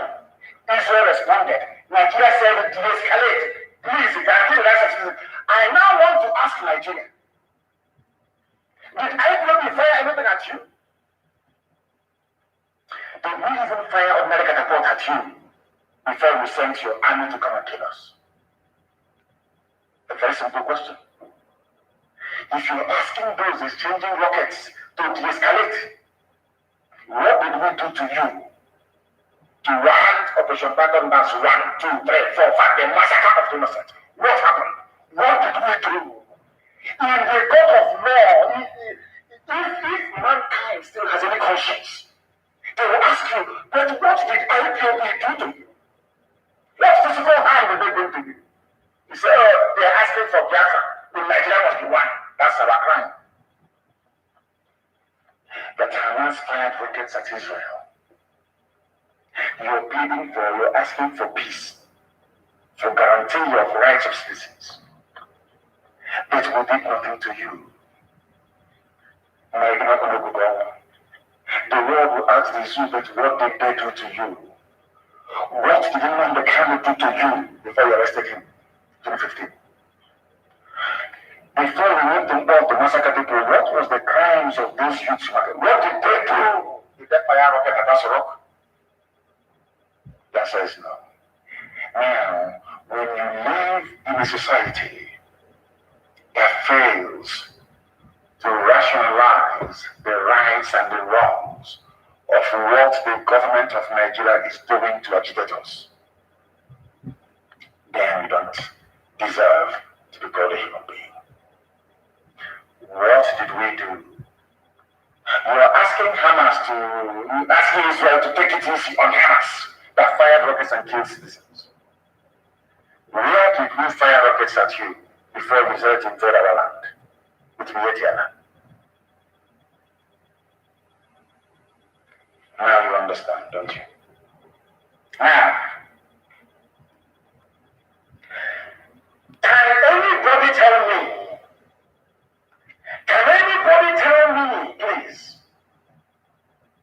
or any mentally unstable Eastern intellectual or Yoruba sophisticated moron, tell me, which rocket or missile IPOB fired at Hasoro before they started killing people in 2015? This is a very simple question that we need to answer. Before we condemn IPOB, before we condemn PSM, before we condemn anybody, I want to ask you this simple question. When did we pick up arms against the Nigerian state? When? I'm asking. If you're honest. So for somebody to hold a view and opinion that they want to be free from something, entitles the state to kill that individual or individual, as the case may be. Is that what you're telling me? All of you intellectuals from Igbo land and the sophisticated morons from Yoruba land. It's a simple question. I hold a view that I should not be part of something that a white man created. And you want to kill me for it. I will not fire any rocket at you. I will not pick up any guns to fight you. But you came to kill me because I was holding an opinion you don't agree with.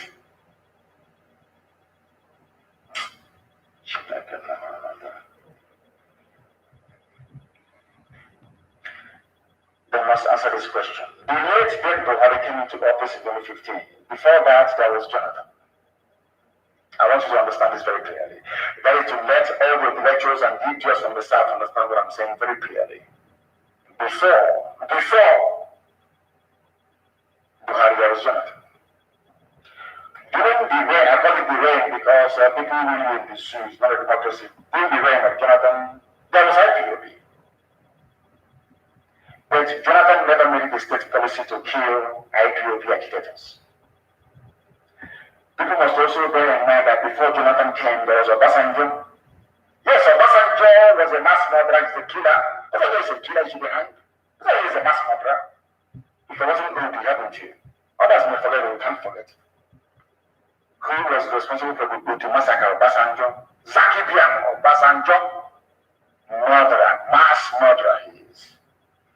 Even during the war, he was a mass murderer, brutal mass killer, because he's a spy for Western intelligence agencies. That's why he's still alive, because he's a spy for them. These are the people that betrayed Africa. Obasanjo was one of those that betrayed Africa to the core. A spy. When he's talking, he thinks he loves Africa. Rubbish. Ask him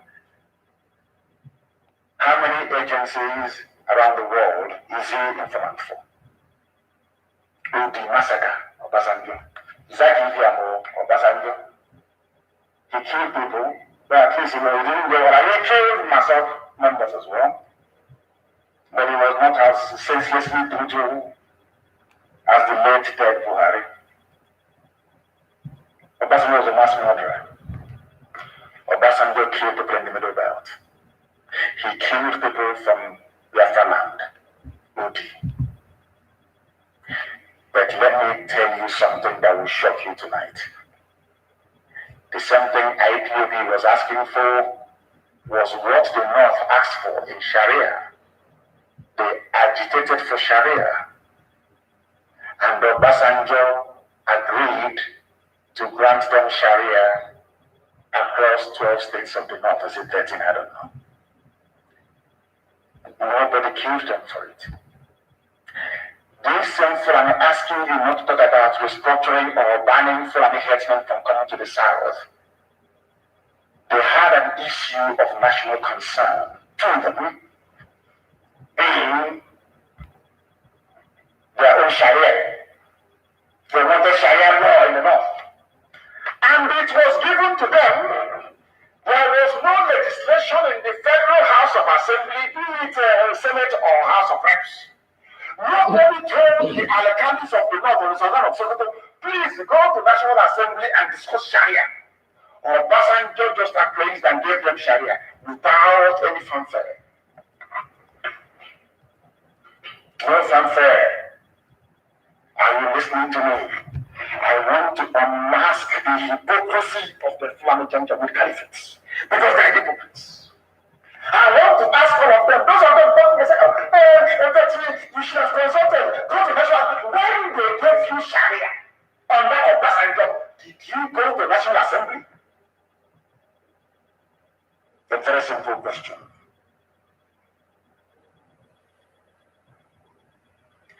You are begging them for restructuring. When they restructured Nigeria, they beg you. They went to Obasanjo and said, if you don't do this, we will start. Obasanjo got to do it. You have been debating restructuring for how many years? Do you know that God is wonderful? They cannot give you restructuring because that was something that Ujugu went to Aburi and agreed that he said, no. Now you want it. Are you following me? When the Fulani wanted to, because it is effective restructuring, Nigeria oppressed two systems. One Sharia, one common law, let's say, secular law. When Fulani wanted Sharia, as the South is now calling, some of them are calling for their restructuring. Fulani, did you go to National Assembly for laws to be made or passed granting you Sharia? It is an executive fiat by Obasanjo, and he granted you your Janjaweed Caliphate in the North. Now tell me, did anybody kill you when you were agitating for Sharia? It's a simple question I want to ask the bandit negotiator, Sheikh Kanu. All of you Fulani people, did anybody shoot at you when you were asking for Sharia? When you went on radios across the North, spewing your rubbish about Sharia and Islam, did anybody arrest you? You were effectively dividing Nigeria into two. One Muslim caliphate and one secular state. From the middle belt down. Did anybody disturb you? Were you arrested? Were you killed? I have all the laws of nature on our side. We've done nothing wrong to you people. What you asked for and the Obasanjo gave you is what you're asking for, and you're killing us. And you want me to remain in that same country. I think that you are grossly grossly mistaken. Obasanjo was a mass murderer. He was the one that gave them Sharia, but in the south, he was killing Masop members. Just Buhari who said, Inshallah, that they will make sure that Sharia is implemented across the whole of Nigeria. In fact, when you refer to him across the whole of the north, go and look. He was on a radio in the north, in Kaduna somewhere. People were, were great researchers in IGOD. Go and research it. Bring out that very clip. Nobody killed him, nobody shot him. Can you imagine somebody rising up and saying that we want Christian laws in the south? But DSS will take both the man, the woman, the family, they will even take the chicken from inside the chicken shed. But the late dead Buhari said it, and nothing happened because now that is confirmation that the Fulani owned. All the people from the south saying, down to Nigeria, you people are foolish. Fulani owned, they believe it. Do you hear Hausa anymore? When last did you hear Hausa Fulani? Zoological Republic. When last did you hear Hausa? It's very Fulani now. Because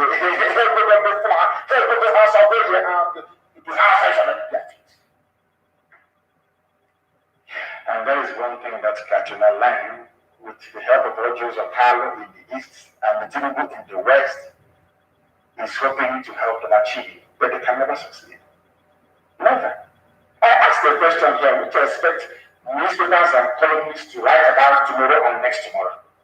When the North were agitating for Sharia, did anybody shoot them or arrest them or castigate them?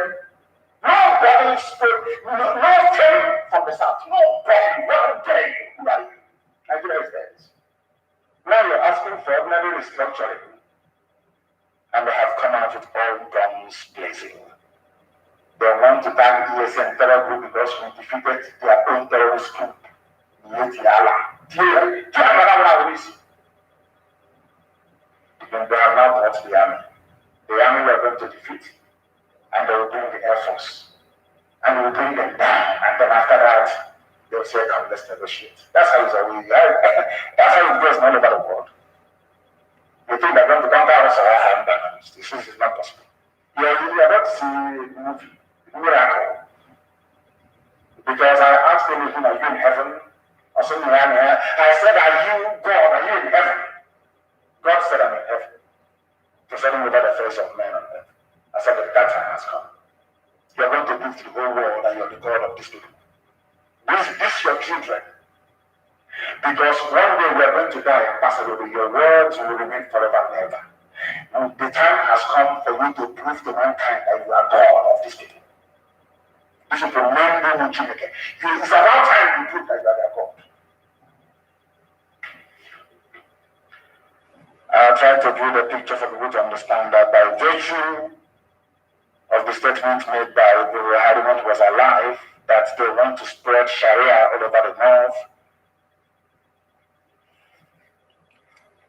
that Fulani British-backed satanic caliphate set out from the beginning to deceive, divide, and conquer indigenous populations in the zoo of Nigeria. That's their grand plan, and they will never stop. Fulani will conquer all of you, unless you join IPOB now to put up a resistance. Time has gone for talk. We are now digging trenches. We need to stop them. They have come. We must stop them. And we are going to show the whole world now. Very shortly. The music, the reggae. We'll start dancing it soon. You know, I'm warning you in advance. You know, our people, we are Republicans. You need to inform them of everything that you're going to do. So the way you can carry them along. I'm just informing them tonight. If you think I will allow them to conquer our land, then you're dreaming. It won't happen. It won't happen. No, it's not going to happen. I say, but you don't need to fight a war. I said, no. God says we shall allow them to come in. Because it's going to destroy the Fulani Caliphate completely and totally. But the main thrust of the army is going to come to the east. And we're going to kill them in the east. And I know that that's the way we're going to die. Because we're going to compel them to fight every inch of the way. Every inch of land they advance, they're going to die. After this, all of you praise God in heaven. Not all this idol, your charity room, Let us assume for 1 single second, in the case of this conflict, that violence, what violence did IPOB unleash on Nigeria that warranted Nigeria to be slaughtering, maiming, kidnapping, and raping people to this very day? Around the world to understand. War massacre. MMA massacre. Russia, Trump rally massacre. National High School Aba massacre. Islam Afaruku in my own house massacre. I want to ask everybody who is listening, what was our crime? When all these massacres were happening, what did we do wrong? I'm sure you can't answer, can you? You can never ever answer because our hands are clean. You know that. That is why we are undefeatable. We are the only people the zoo are afraid of. The only IPOB led by Mazi and Nnamdi can know about the no others are relevant. And that's the truth. You know we are speaking the truth. I don't care how people feel. It's only us they are afraid of. That is why anything associated with IPOB is terrorism. And the media, the journalists they are telling to write this job cannot even answer that. But what happened at the barricades? Are they missionaries? We are terrorists because we stop them from taking over our land. That is why we are terrorists. To tell you the arrogant, allow me to preach. Don't use it to make us easy to preach. Allow me to preach. I must preach this very gospel. To tell you the present arrogance of the Janjaweed Caliphate. Do you know what the president of the Senate said, Ahmed Lawan? Elected officials should not be leading any agitation. Well, the second in command, the Afonja, Bajabi Amina, he was a Muslim change to Christian change back against the Islam. Bajabi Amina, whatever the idiot's name is. He said agitation will be genuine, but you know the allocation. And my friends, Fulani is holding them together. Also, allocation. They don't know Fulani is giving to them 2 million every month. They are praying, and that's what matters to them, not the welfare of their own people.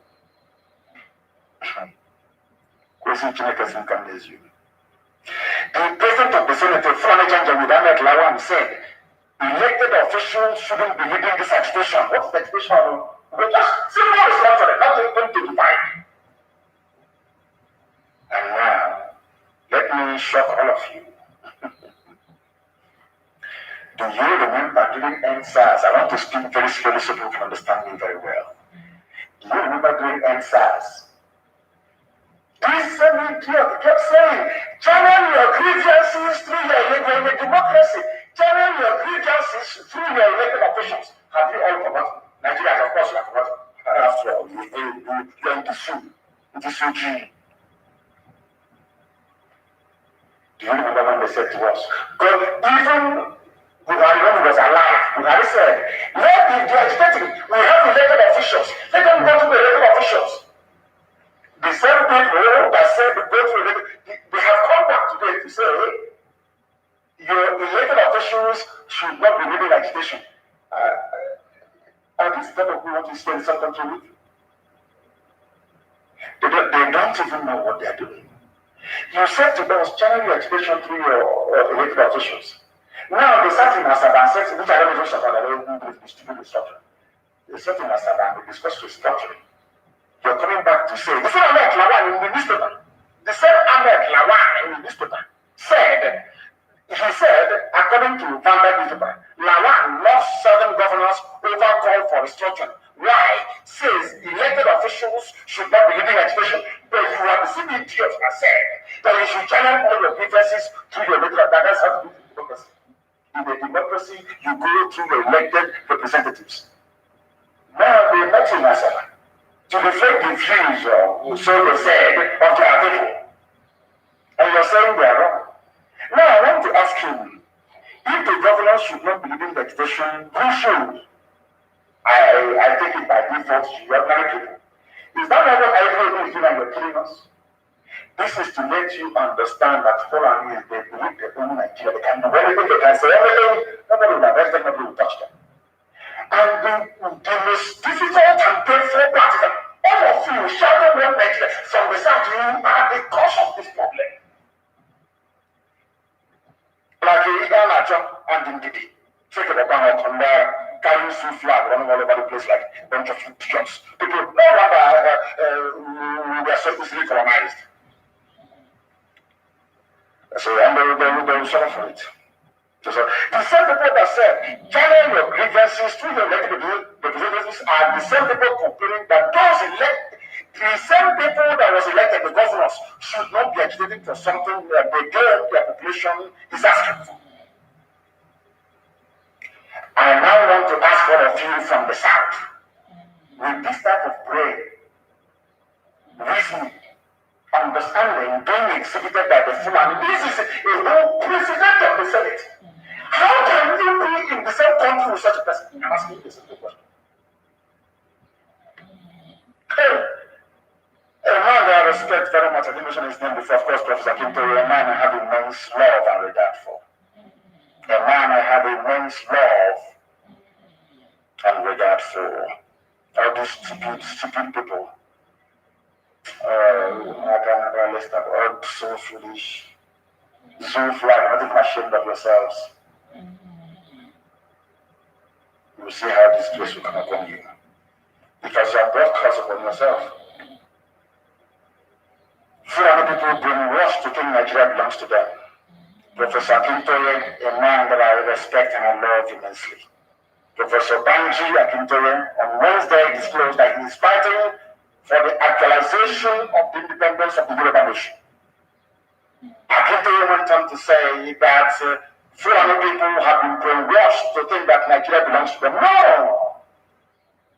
It is your brother Tinubu who is making them to feel Nigeria belongs to them. It is the last of all those of Kanu and gave the Fulani the impetus to take Nigeria belongs to them.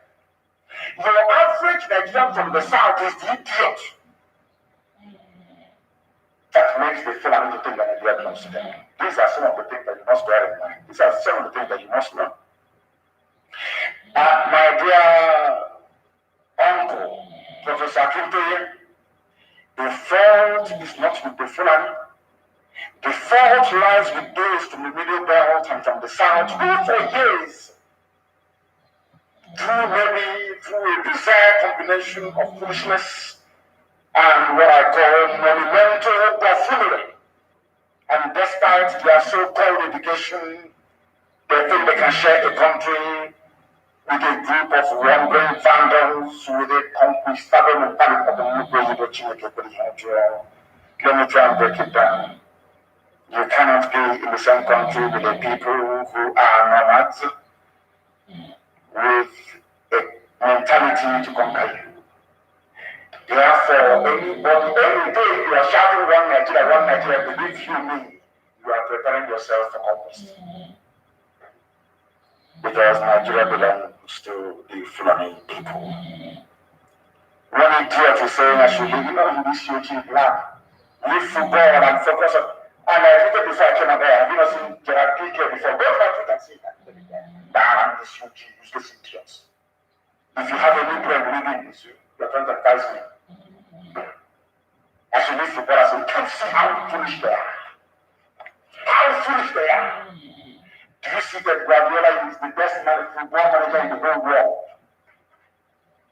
He believes in Catalonia. Go and see it.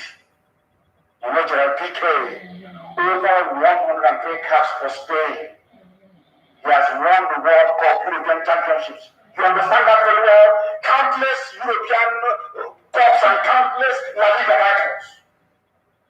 Is he not at all close to Piqué in terms of ranking and status? You cannot see Piqué with Catalonia flag. You idiots. Black monkeys from everywhere. This Suchi trying to advise me. I should talk about footballers. Who told you that? You should change his name to Abdul Mumini Okakangora. Who is that? You answer Yana, answer me. You're a Biafran, idiots. You're trying to advise. Let me know. Where you are, you have light. You're trying to advise somebody that has 24 hours a day. Then fetch water from the borehole and drink and suffer from typhoid in 2 weeks' time. The new footballers alone. That was how you look. People were killed at the ball. Leave them alone. Kill at the leave them alone. Black people. Leave them alone. This UG. But Nnamdi Azikiwe studied history, so you must have known what the Fulanis had in store for everybody. All of you, if you read history, I'm sure that Professor Banji Akintoye is a professor of history, so you must know. You must understand.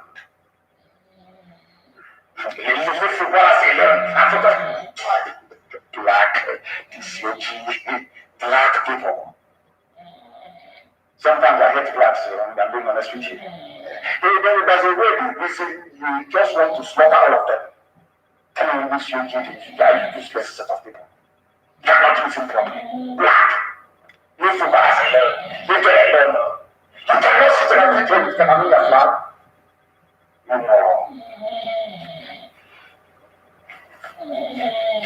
I think he was studying history, but he did nothing with it. He was aware of the fact that Fulani people use Hausa informants and insiders to defeat Hausa people. And every Nigerian who is aware of this very fact can never support one Nigeria. Forget about everything, forget your hatred for freedom and everything. I want every intellectual, I want every sophisticated moron in the zoo simply study Hausa and forget about everything else. Hate me all you like. Intellectual, go and study what happened to Hausa people. Because it is going to happen to you. As simple as that. Now, let me tell you one thing I don't know. It was only 2 or 3 days ago I was listening and researching and thinking, and I kept asking myself, that Chief Awolowo was a learned man. Papa Femi Awolowo was a learned man. Why did he reject Biafra and Ojukwu and everything, even including Adori?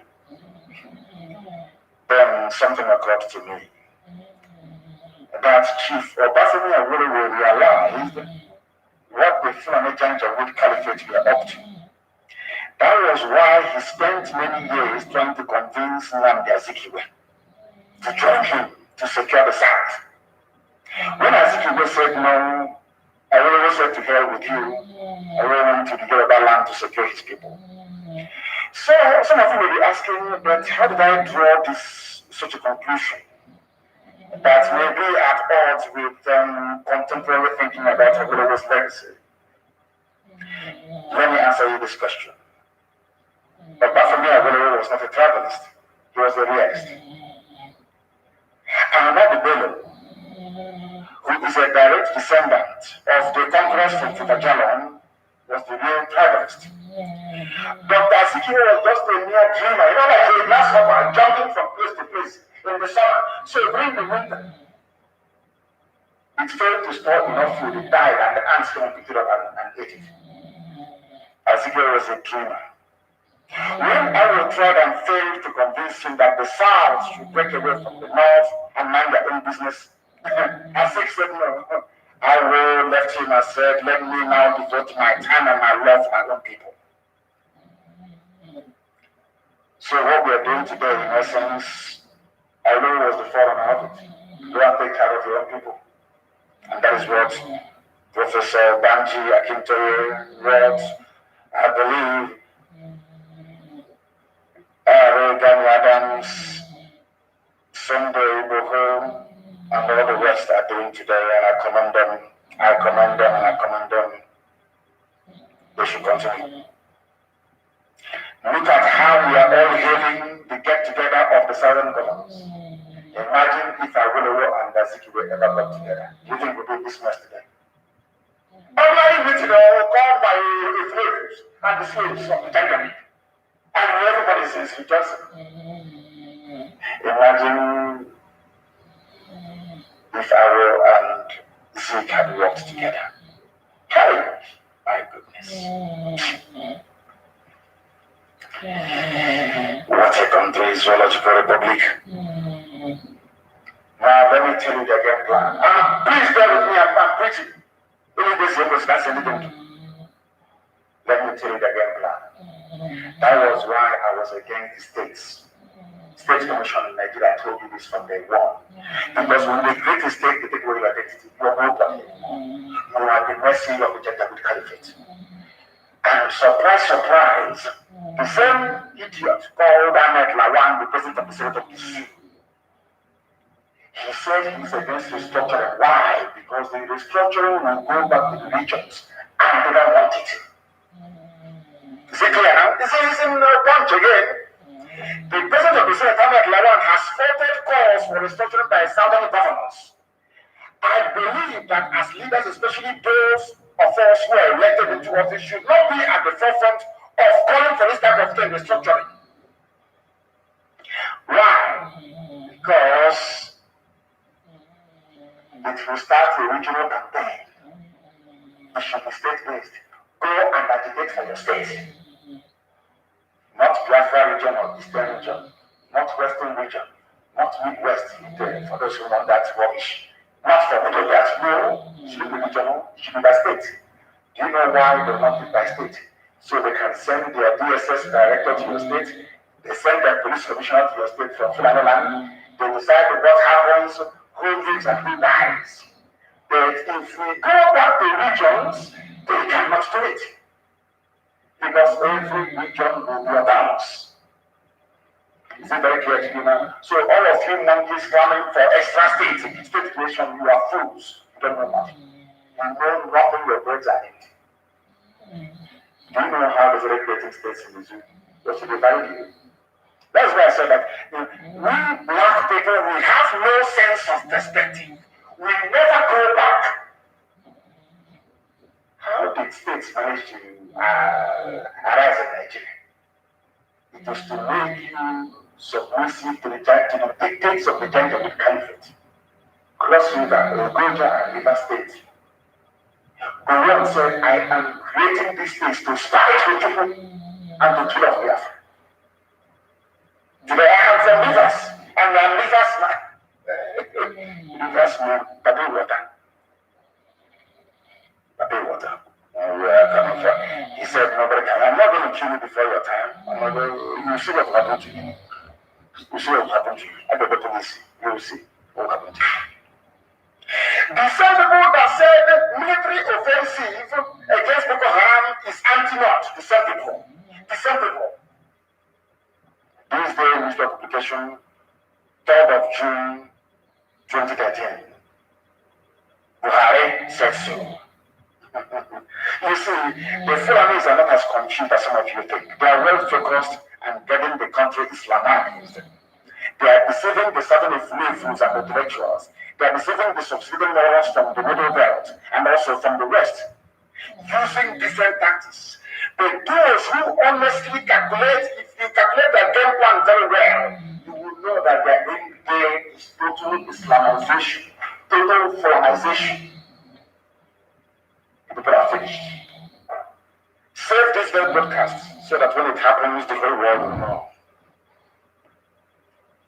This is not the world, but Baby water. Make it loud. The world will hear your story. And when it happens, people must remember that we went too big and killed Egypt or and our people must be very vigilant when it's not war. If you're drinking and moving about and doing pincing, putting your keys around your buttocks and walking and you are risking your life. Do not move about alone. We are in a state of war. But of course, some of you are black when you not listen until it happens.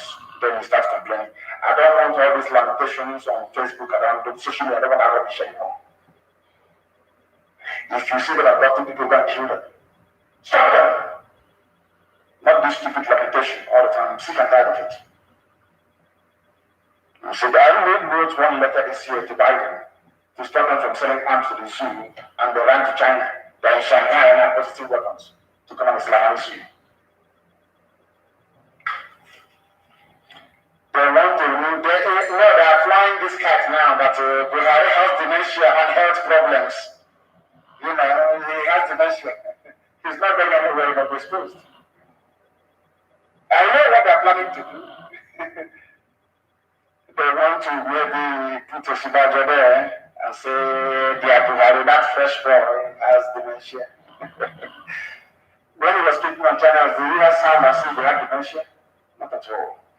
That war that the Middle East is going to happen.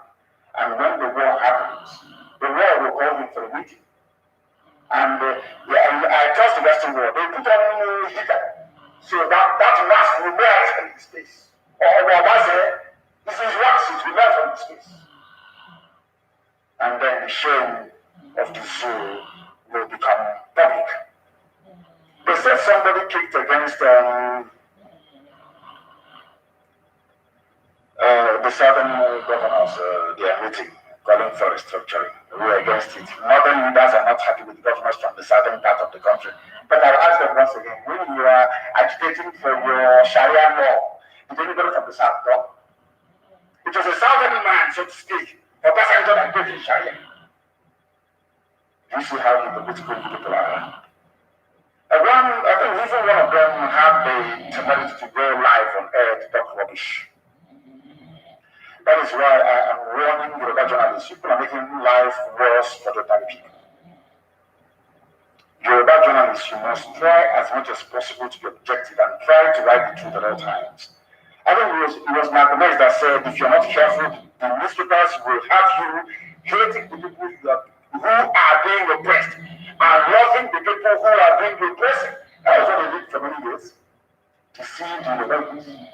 That IPOB was against Yoruba people, now the Kanu is against Yoruba. He's actually Yoruba. Who is this? Who is a lie?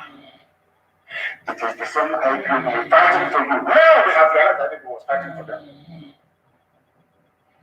Yoruba newspapers, please. Please. Please. That is the reason why I was very, very bitter and upset the way they covered the arrest of one 60-year-old man. And you know, in Nigeria, they love to reduce the age. They arrested one man, they called us a woman that came to my house to take pictures with me.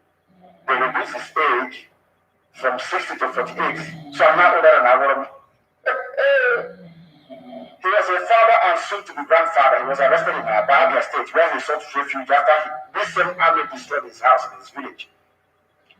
They gave him a fake title, Deputy ESM Commander. Oh God. And like it will be this is age from 60 to that is the new craze in Nigeria, version of age, football age. They will use this age from 60 to 48. Poor man, I feel sorry for him. This is now the new trend, age reduction. If you're not going to be criminals that run the affairs of the zoo called Nigeria, I think that the best place to always start is through lies and age falsification. The late state Buhari, who is almost 90 years of age, is only 76. Bola Tinubu, who is 79, is now 69, which means he gave birth to his daughter at the age of 9. Zoological republic, people without shame, this huge black people, that is how we are poor, very, very backwards. The progressive, our thinking is poor, very, very rich. The capital 68 because they know if they mention his real age, people will say that how can a 60-year-old man be a commander in the field? They say he's 48. Our first child is almost 40. Oh God in heaven. They think with the ability to tell us, arrest as many as you like, kill as many as you like. We are going to arrest you and we're also going to kill you back. And rest assured, that kind of freedom we want, you're going to have it. Simple as that. What I find not only ridiculous but astonishing is that establishment newspapers in Nigeria and media houses still living in the bygone era of foreign domination of Yoruba land. Yeah, some of the journalists are still doing their best to support the agenda with masters. Always doing their best to support the fund. I don't know why they do it. Nobody investigated who our road is. Even the colonized BBC, they could not ask who is our road, how old is he, where is he from? How can he be here as a deputy commander? If you take pictures with me now, You're a target, please be very careful. I've asked all of you to destroy your old phones. All officers, you must move house. Change your number. Throw away your phones, please, and bury them. Change your number. Mind those you talk to because you're instead of war. It's not going to kill you because Biafra is at hand. It is not going to kill you to be incommunicable. To go underground when you're war. Everybody meant to go to the bush. And stop the advance of this army or else they will kill you. If you're in the township, they will arrest you, they will abduct you. Of course, you will not listen. Children of this age, you don't listen anymore. They say, this is from Poncho. Oh, God. I'm a now suspected IPOB leader. Everybody's IPOB leader. Every day is IPOB leader. Punch is the Yoruba newspaper. Punch is in Lagos. And inside Lagos is all the bush around Lagos. You have our Shabbat in it.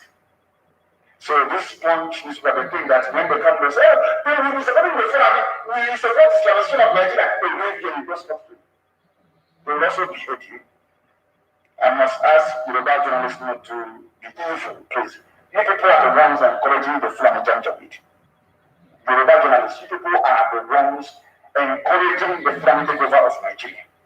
Let me read one thing that Tony Tope said. He said, one thing I can't question and annoying is this.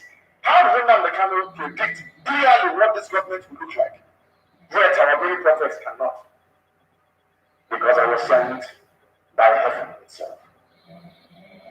Everything I tell you is gospel. We are whiter than white and whiter than snow. Everything I tell you is gospel from heaven. Let me play for you the unbridled and knowing arrogance of the Fulani Janjaweed Caliphate. That you may understand, all of you. That you may understand. Because most of you don't quite understand. Some of you don't actually know what is going on. You have no idea what is happening.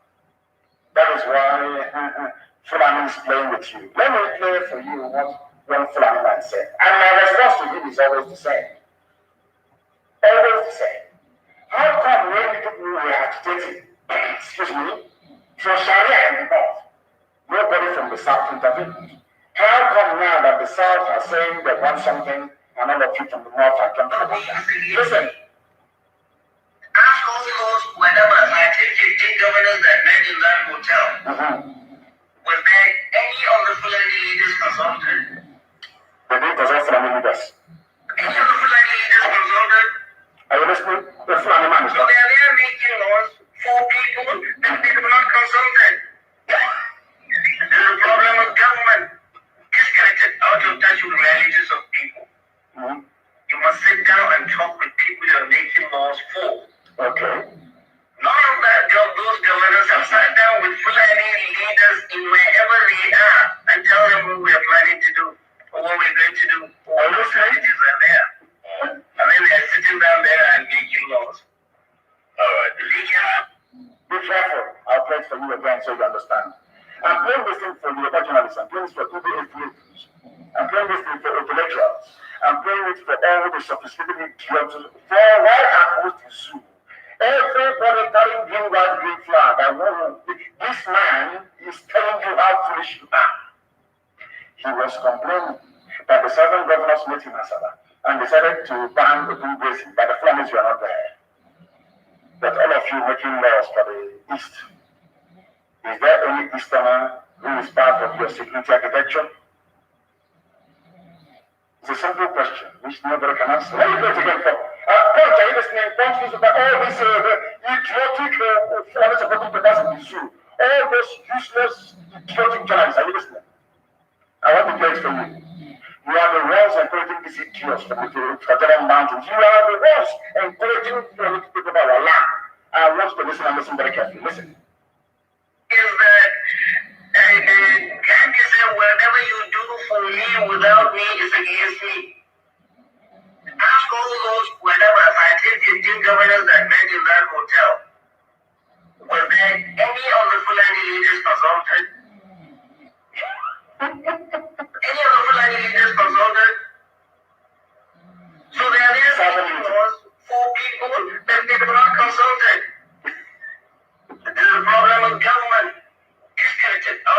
to realities of people. You must sit down and talk with people you're making laws for. Like I do. None of that, those governors have sat down with Fulani leaders in wherever they are and tell them what we're planning to do, or what we're going to do, or what alternatives are there. And then they're sitting down there and making laws. All right. Be careful. Be careful. When the useless, idiotic journalist. Be careful. And if that is calling him sir, yes sir. The Zoo president, whoever is wearing the mask, had a National Security Council meeting without a single person from the East present. And they took decisions to deploy the army to the East. That is how foolish foreign people are, very jaundiced and selective memory. That's what they have. What does this man mean anyway? He was asking, were there any Fulani leaders among the Southern Governors meeting? How many meetings have Fulani leaders held before? With Southerners in it? Show me one. These guys are something else, so I'm telling you. And I don't blame them, I blame all the Southern leaders and presidents, all these idiots with the lecturers, that thing garbage all the time. Go on with your shameless arrogance, Fulani. Oh dear me. Only a few days ago, in Asolok, Yusuf Abaka Mohammed, Masquerade Buhari had a national security meeting, mainly for South and South. Yet no single person from the region was in that meeting. Yet the meeting was for the same region security. And let me remind this Fulani Janjaweed man what he doesn't know. At that national security meeting that was held, Oshibanja was there. Yusuf Abaka Mohammed was there wearing Buhari the face mask. Boss Mustafa was there. Lucky Irada is the Muslim, he's married to a Fulani woman, he's not Igbo. People used to talking rubbish. Ibrahim Gambari was there. Babaka Manguno was there. Abubakar Malami was there. Bashir Salu Magashi was there. Ibrahim Abahiri was there. Awal Sumaili was there. Usman Al-Khali Baba was there. Yusuf Magashi Bichi was there. Ahmed Rufai Abubakar was there. Not even a single decent Yoruba man was there. It was only Shibajo. They gathered to address insecurity in the southeast. Yet no southeasterner was present in that meeting.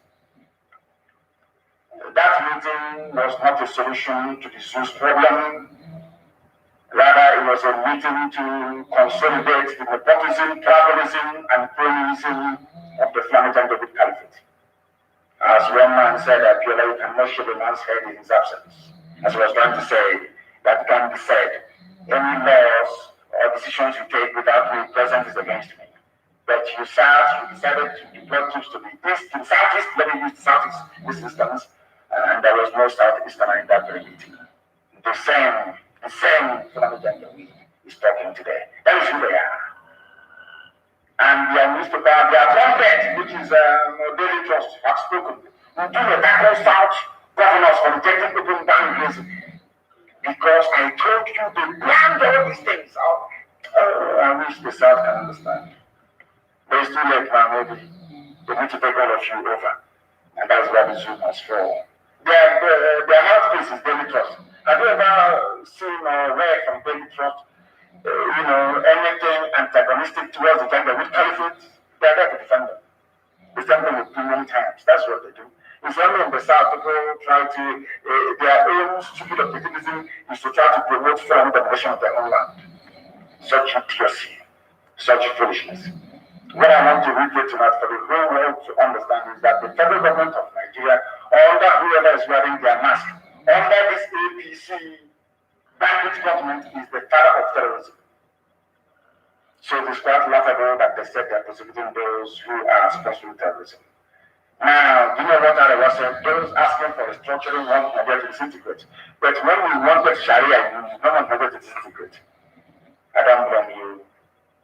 I blame all the idiots from the South, their governors, their politicians, all the fools who cannot stand up to support IPOB and ESN to confront the Fulani Janjaweed. Those are the people that I blame. I don't blame the Fulani in one bit. And I thank you all for listening this very evening, and I must make it very, very clear, please. Every frontline officer must go on the ground. I'm also announcing For the benefit of what we are doing on the ground, please, every frontline officer must move from where they are, dislocate, and stop communicating with people unless they are the hierarchy. Nobody should have your number. I have said this thing so many times that some of you do not, I don't know what is wrong with you. You see, every phone you should have must have signal on it. Even if you're using WhatsApp, it cannot be the same number as the number that is inside your phone. Only make calls using social media applications. Therefore, the SIM card inside your phone should only be for data purposes. The number for your WhatsApp must be different. There are IPOB families all over the world. I'm asking them this night or afternoon, one family or whatever. Make many numbers available so that people can activate their social media platforms, be it Signal, be it Telegram, with foreign numbers, not numbers of the zoo. Everybody outside, a family member of this noble IPOB, get as many lines as possible. Give it to people. Let somebody back home, you put in a new SIM card in a new phone, don't give the number to anybody. Now you now call an IPOB family member abroad who will now activate, you now download any app you want, be it WhatsApp, be it whatever. Download it, Signal, download it on your phone. They will ask you for your telephone number. Give them that number abroad. That very family member will go with that very phone. So when they ask you, put in the code, send the code to your number, that very person will tell you the code, you put in your phone, and your social media platform is activated. Do not use Zoom numbers. Do not use numbers from Nigeria to go into WhatsApp, to go into, don't even let anybody have your number. If somebody wants to call you, tell them to call you on Signal. If they cannot call you on Signal, tell them to keep trying until they get the network. I'm telling you the truth. That will save your life. All these abductions will stop. People get abducted because they are holding on to their old numbers that people have. Once they arrest somebody, they take their phones, they go through their phones, they start looking for who next to go and abduct. That is DSS for you. That is the way they operate. How many times did I tell you this? Please. And all of you must, all the big, heavy hitters, all the big officers must move homes. Relocate your families. And let nobody know where you are. And if you're going to save the number of a family member, please use a nickname. Don't write that person's name again. And for all you saboteurs, you can see how it's going, isn't it? They are following already. It's not everything you announce live on air. I thank you all for listening this very evening, morning, and depending on where you are. And I must reiterate with every clarity and sense of purpose, for those who do not know before, to understand now that to us, Biafra is more than a nation, more than a country. To us, it is our religion. And here on radio, Biafra is where we worship. Because today we got up in the name of Nnamdi is our God. I thank you very much for listening. And from me, from here, with all the love in my heart, believe it or not, I talk to you the way I do because I love you. It is brilliant.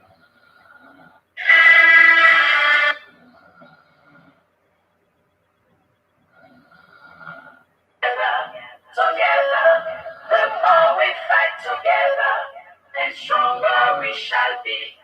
The more we fight together, together, together, the more we fight together, and stronger we shall be.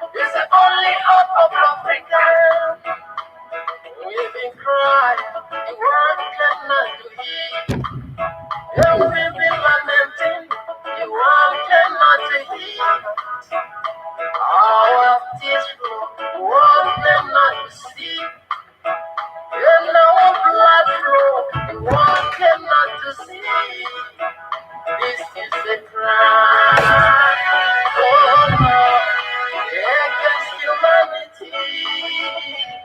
Oh no, this is a crime. Eritreans spoke up. They were given independence. South Sudan spoke. They were given independence. Namibia spoke up. They were given independence. Give me the reason my people got to be neglected. Give me the reason my people got to be rejected. Give me the reason our freedom got to be a crime. Give me the reason our own freedom got to be denied. Hey, Biafra is the only hope of Africa. I tell you what, Biafra is the only hope of Africa. Hey, Biafra is the only hope of Africa. Believe it, believe it. Oh no. Oh.